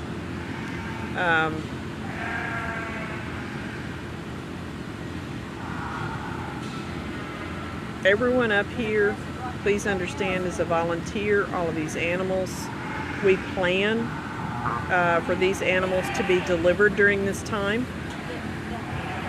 Sheep on average carry for 150 days. Debbie told me that this one carried for 149. The reason why she probably went one day soon is the fact that she has 3 big honking babies.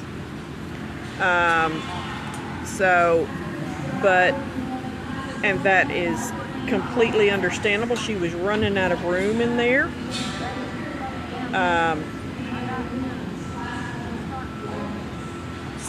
But she had a fairly easy delivery. She is at home up here at the fair as much as she is anywhere. She this year. Head, heart, hands, and health. Thank you. The afterbirth, it can take up to about an hour or so for it to come out.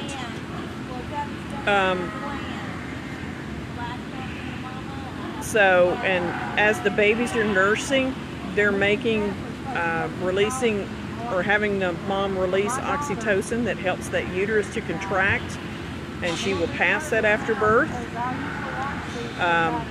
These babies will be on their mom probably about 45 to 60 days, just depending how well they grow. The babies generally are smaller when they're multiples. I actually prefer them to have multiples. The reason is that it's easier for them to come out because they're a little bit smaller. She can be bred again in a few months. Usually what I do with mine is I let them carry those babies. Of course, for their 5 months, they nurse for 2 months. And then I will give them a month to a 6-week vacation. I wish I could send them to the Bahamas or something during that time, but, you know, they have a tendency to not want to come back. They all decided, 2 conversations on what they decided that I apologize, I can't see everyone. I can see basically about 1.5 comment at a time, and so sometimes they are gone before I can answer them. We were talking. You're saying that you all The babies have nursed a little bit, and they've gotten a pretty good snack. There's one of them got his head stuck in the hay over there. I don't think he's eating it, but I just think it's maybe a comfortable place to rest. FFA is also a great program, Future Farmers of America.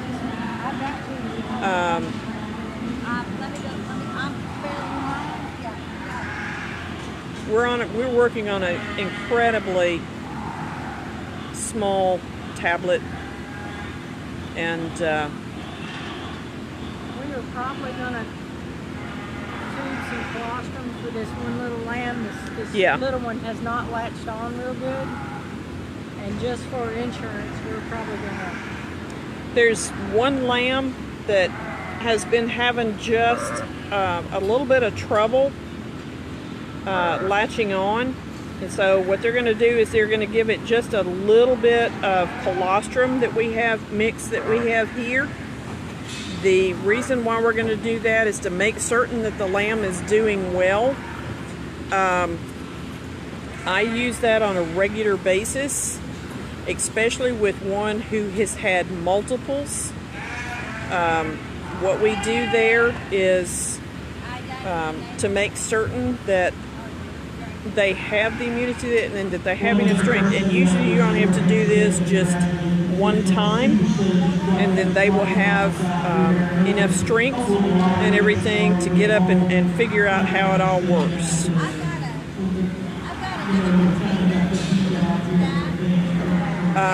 What an owner does with these animals, as far as whether they eat them or not, that is strictly up to them. My sheep, I raise wool breed sheep. I do shear them for their wool every year. There are some of the young males. You can't keep all the males, so I will weather those, castrate them, and then they are sold. So it's not uncommon for me to have to sell them.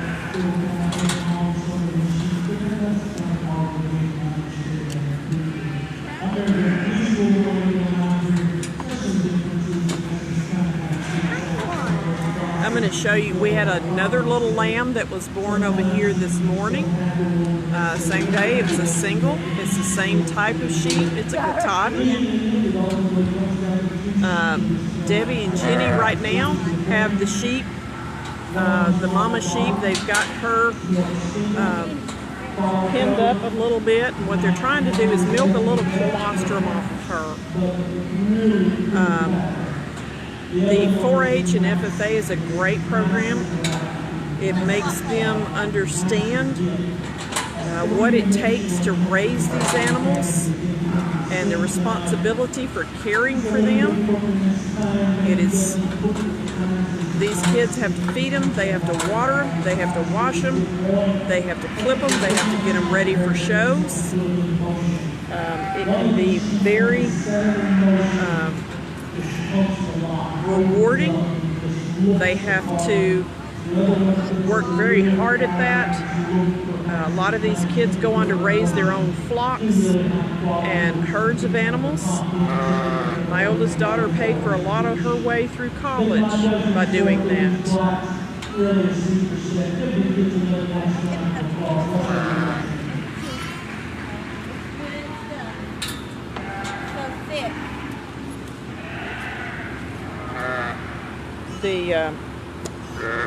Like I said, the ladies over here, they are trying to get some colostrum out for this lamb so that they can make certain that it has enough. Pearl, yes, it does teach them a great work ethic.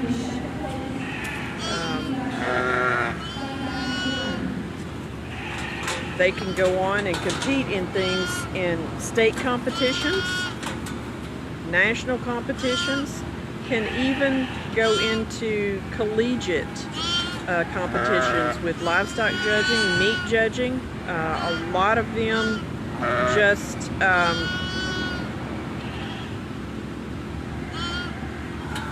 they learn to the point where they can. Debbie, are you okay?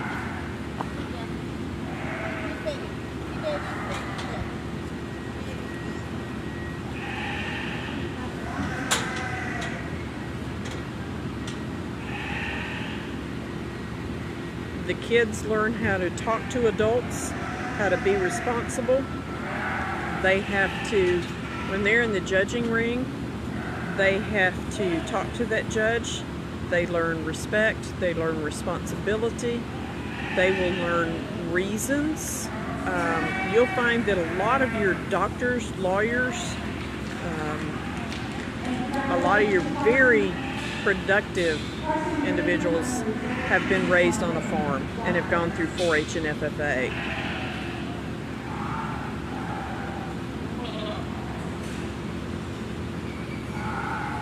Now, I'm going to show you, Debbie has a hold of the ewe, and Jenny is in there with her. Jenny Powell is in there with her trying to milk out some colostrum so that they can tube that baby and make certain that it gets some colostrum.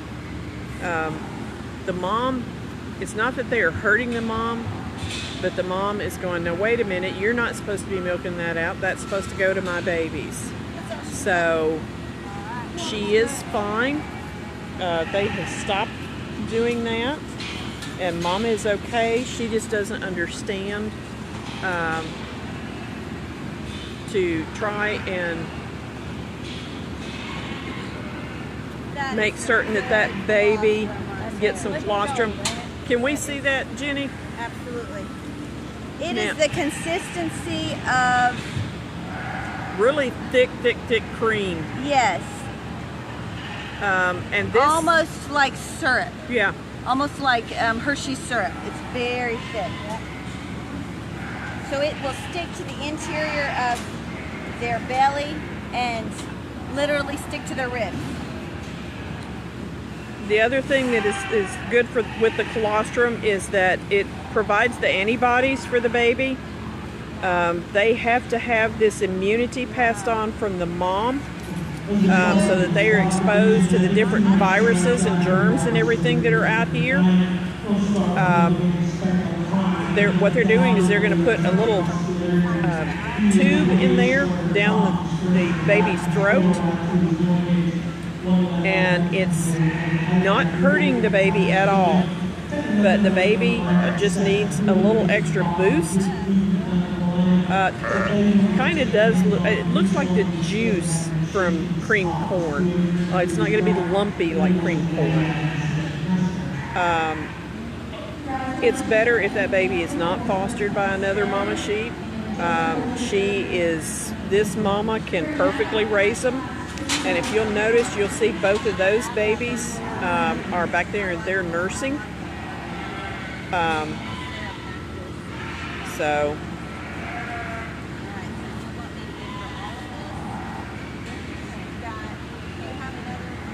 generally, we only have to do this as far as tubing it one time. After that, they get enough to, kind of stick to their ribs, as Jenny says, and it gives them enough energy and protein and everything that they can just really get after it then.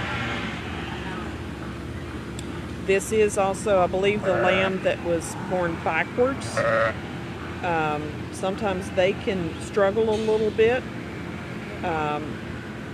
when they come out feet first, because what it does is it compresses their chest, and when they come out and their chest comes out before the head does, sometimes they can suck down a lot of that amniotic fluid.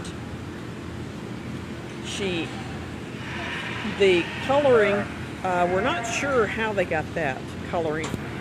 We were kind of joking with Debbie about that and saying that, especially this little spotted one, was the milkman.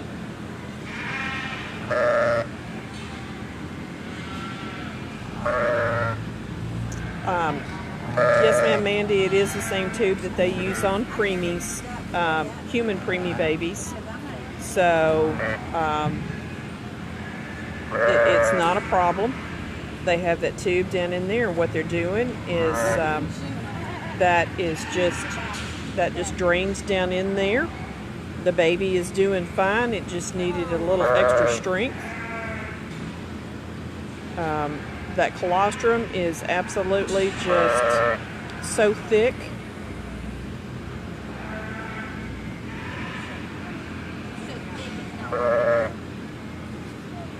That actually is mom's colostrum.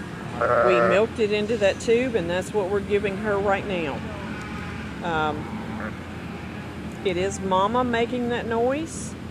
Most of the noise that you're hearing, she's calling to them.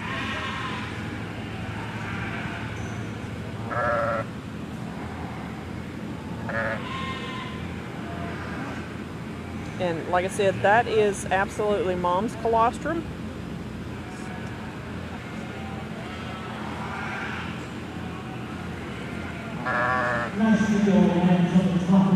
And what we're doing is just trying to give that baby just a little extra oomph. It is very thick. We're actually having trouble with it going through the tube. It's so thick.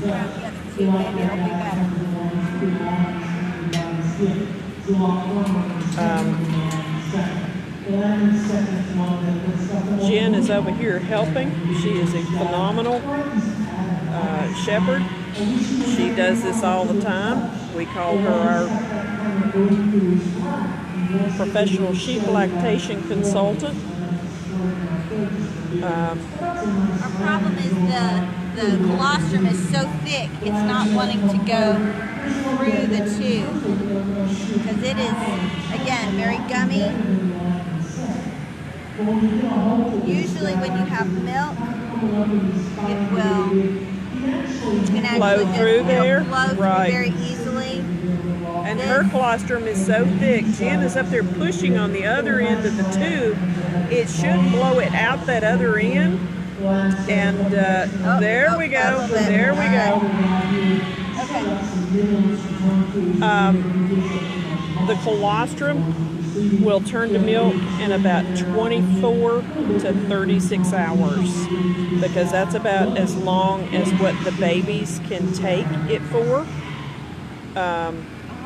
This may look a little rough, but it's really not. Their navels have been treated. We've already done that. And what she's doing, she's inserting that tube down into where it goes down into its stomach just to give it some strength. Because it's not wanting to latch on to mom right now. And so we generally don't try to add water to that because you want them to have straight colostrum. If you add water to it, you may very well end up creating a bigger problem than what you're trying to avoid. They need to be able to be on mom's straight colostrum for a little bit. Their body can only accept colostrum for about 24 to 36 hours. The molecules in colostrum are so big and thick that their intestines can only accept those large molecules during that time. You can feed them the colostrum, but their body can't absorb it.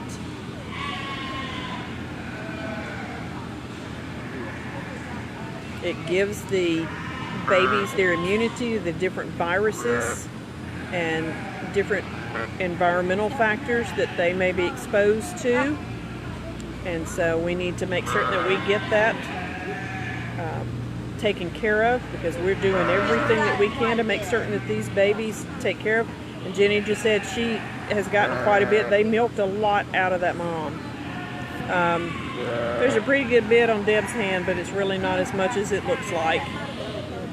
She did have 3.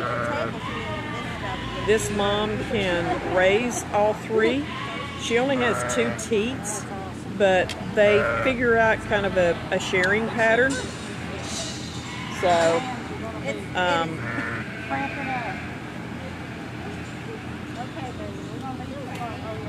so that baby. So this is air that I've got left, but I'll show you.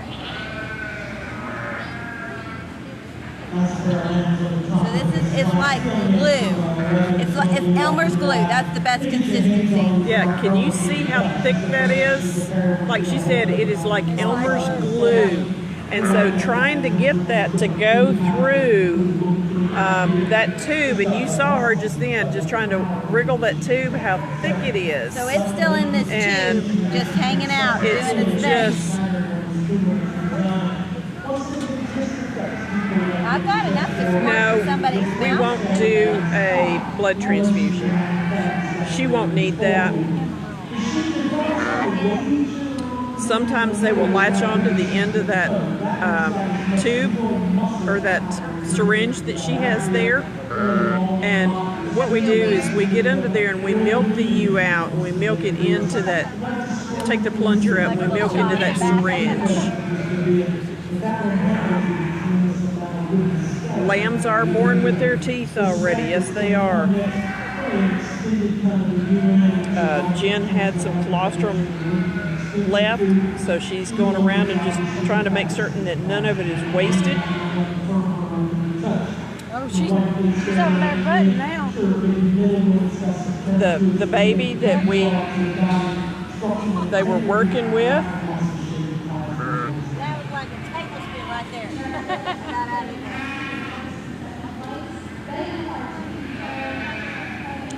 don't have teddy bear sheep. I do have a friend of mine who raises the baby doll Southdowne. I have seen Jacob's sheep, but not here. I've seen him at the state 4-H show. But that lamb that they literally just fed is on the far side of the mama. Going to town. And figuring out, you know, hey, that stuff was pretty good. I want some more of that.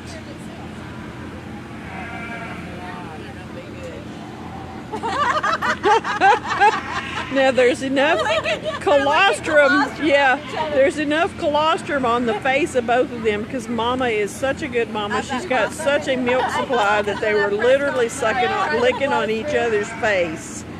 I have like a colostrum ring myself. And Debbie and Jen have taken a bath in colostrum. Yeah, colostrum. Yeah. Can you see how thick that is? It, you know, right now that's probably about like dried rubber cement. It is. Sticky. Sugar. Full of sugar. It is full of sugar to give these babies plenty of energy. And that little one is looking around going, hey, where'd you go? I want the rest of that, you know. Mama will lay down here in a little while. But right now, she is just going, you know what, I have to take care of these babies. She is a great mom. During the night, she will get up and she will feed them about every 2 hours.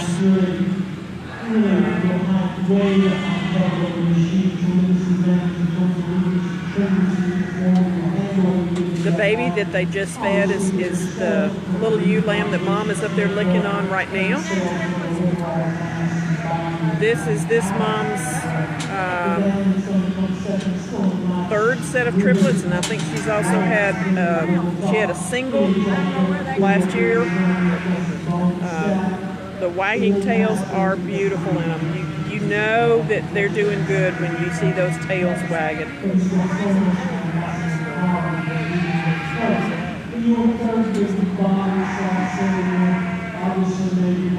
Like an egg yolk in the bottom. Some good colostrum. It's like already set up. Yeah, I was just talking about it's about like dried rubber cement. It is, and my hands, everything that's ambient in the air is stuck to my hand. It doesn't matter washing it. See, I've already washed my hands off. Even just plain water, it won't cut it because it's just so thick. And it's God's design in order to give them what they need and be sure that they have a really good start. And you know, they're really tired if they've had a difficult birth. Having that much nourishment, they don't need a huge quantity of milk, and they're often very tired. Right. So that colostrum sticks with them for much longer, and they can rest, and the mama can rest, and everybody can be set until the milk comes in and the lambs are getting up and eating consistently. That was funny, that lamb we got a little colostrum in it. It was like kicking it with some go-go juice. It was ready to go again. She was naturally bred. The dad must have had some recessive genes for some color in there somewhere. Either that or we had a ram who slipped the fence. And because it's my understanding that the ram is supposed to be solid white. Now, Mom does have a little bit of color